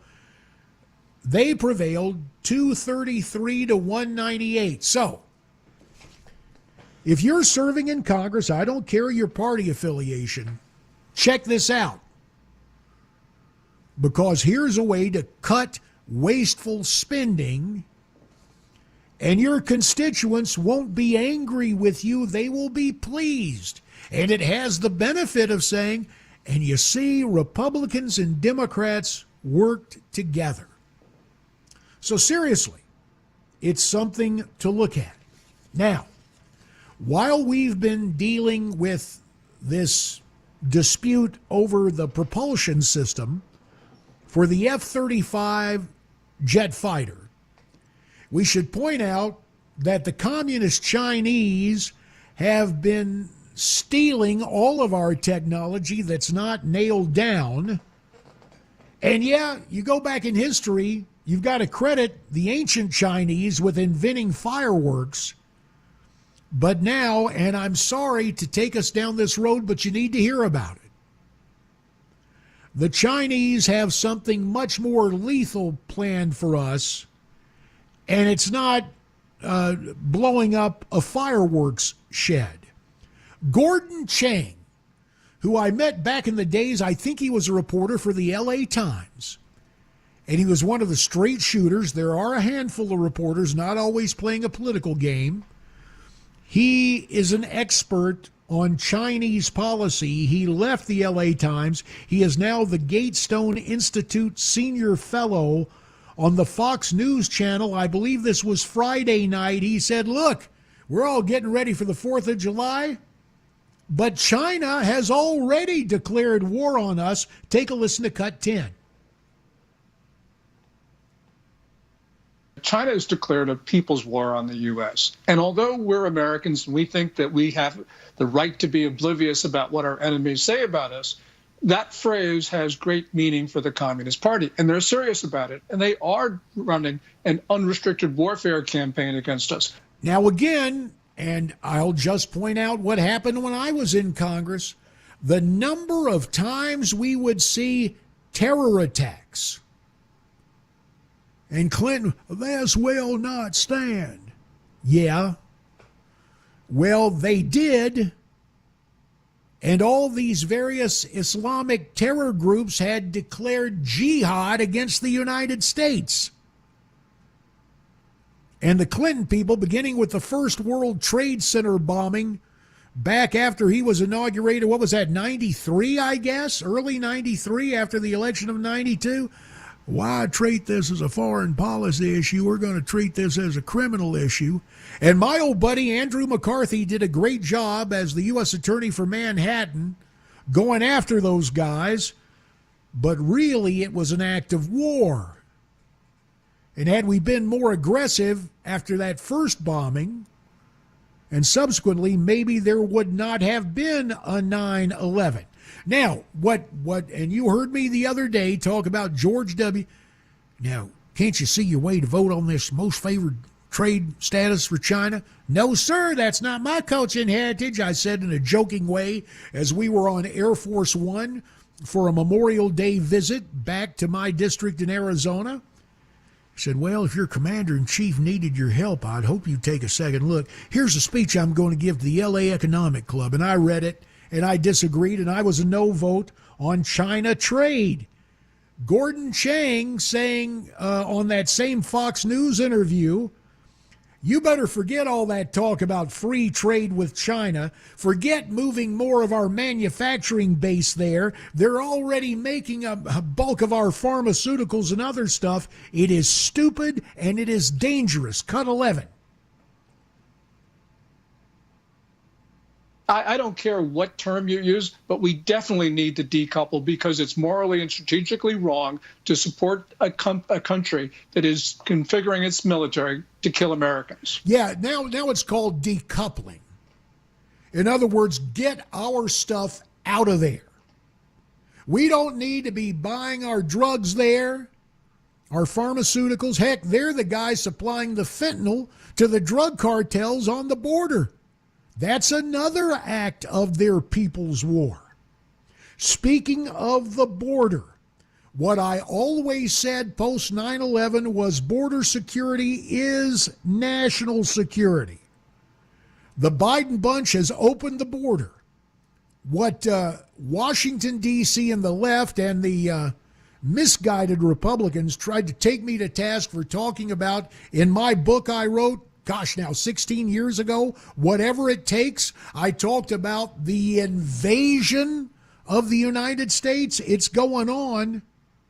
And Gordon Chang, the final point he made in that interview had to do with all the single Chinese men coming across the border, blending in with the Mexicans and the Central Americans and the Eastern Europeans and folks from the Middle East. Take a listen to cut 12. Family members pretending not to speak English, traveling in packs of between 5 and 15. And those almost certainly are the saboteurs. They're being placed in the United States because on the first day of a war with Asia, I believe that they will commit acts of sabotage against us. And the Biden administration's not tracking these people. All right, again, and a little bit of an upcut, what he was saying, there are males, Chinese males of military age, coming in, and this is something I started shouting about immediately following 9/11. Because our border, the fact is, after Reagan left office, Bush 1, Bill Clinton, Bush 2, Obama, the only respite we had was the 4 years of Trump. And even then, candidly, more should have been done. But the bottom line is, I started shouting about, think of the number of guys, and at the time, we actually got an intelligence briefing. Now it's 20 years later, I can tell you about it. Remember the little dude who looked like a Persian Charlie Manson, who wore the members-only jackets, Ahmadinejad? When he was running things in Iran, and the late socialist Hugo Chavez was turning the oil-rich Venezuela into a socialist basket case.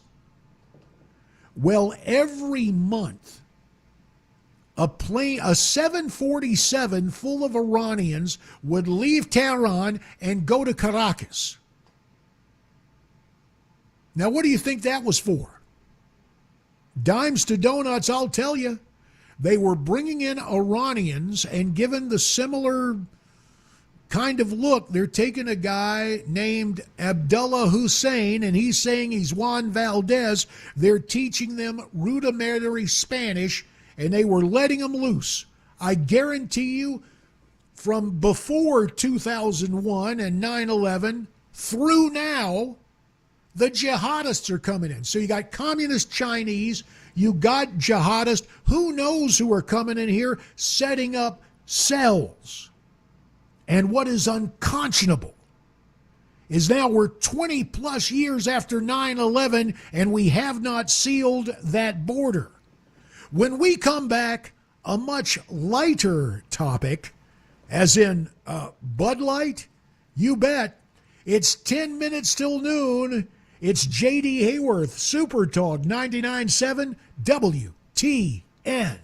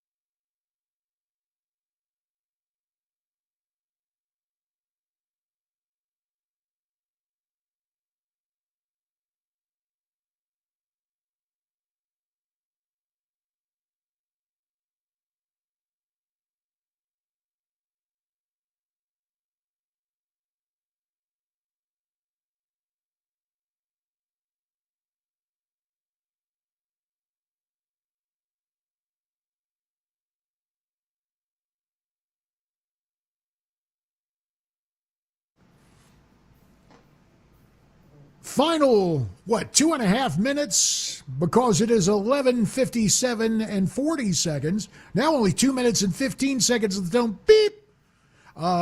Again, using that self-generated tone as a fiscally responsible broadcaster and recovering member of Congress, JD Hayworth, honored to be with you.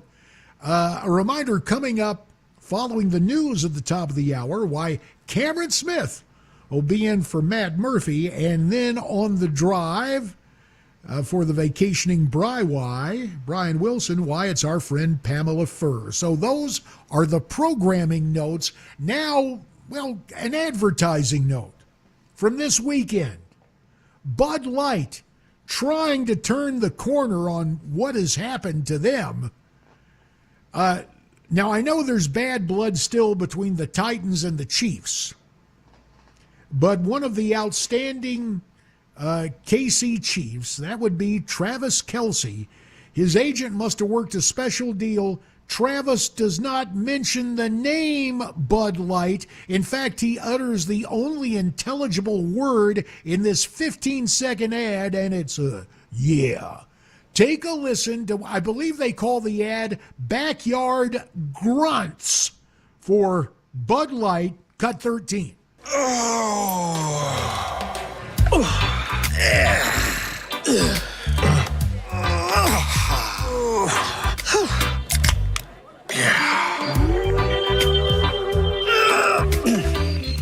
Only one thing, that last supposed grunt, well, the video doesn't support it, but in the theater of your mind, it sounds like that guy's barfing. And I think somehow one of those commemorative Dylan Mulvaney trans cans of Bud Light got in there, and that guy was barfing. But then again, that's just me. It's JD Hayworth, back tomorrow on many of this same station, unless the staff and management comes to its senses. Till then, stay brave, stay free, stay tuned.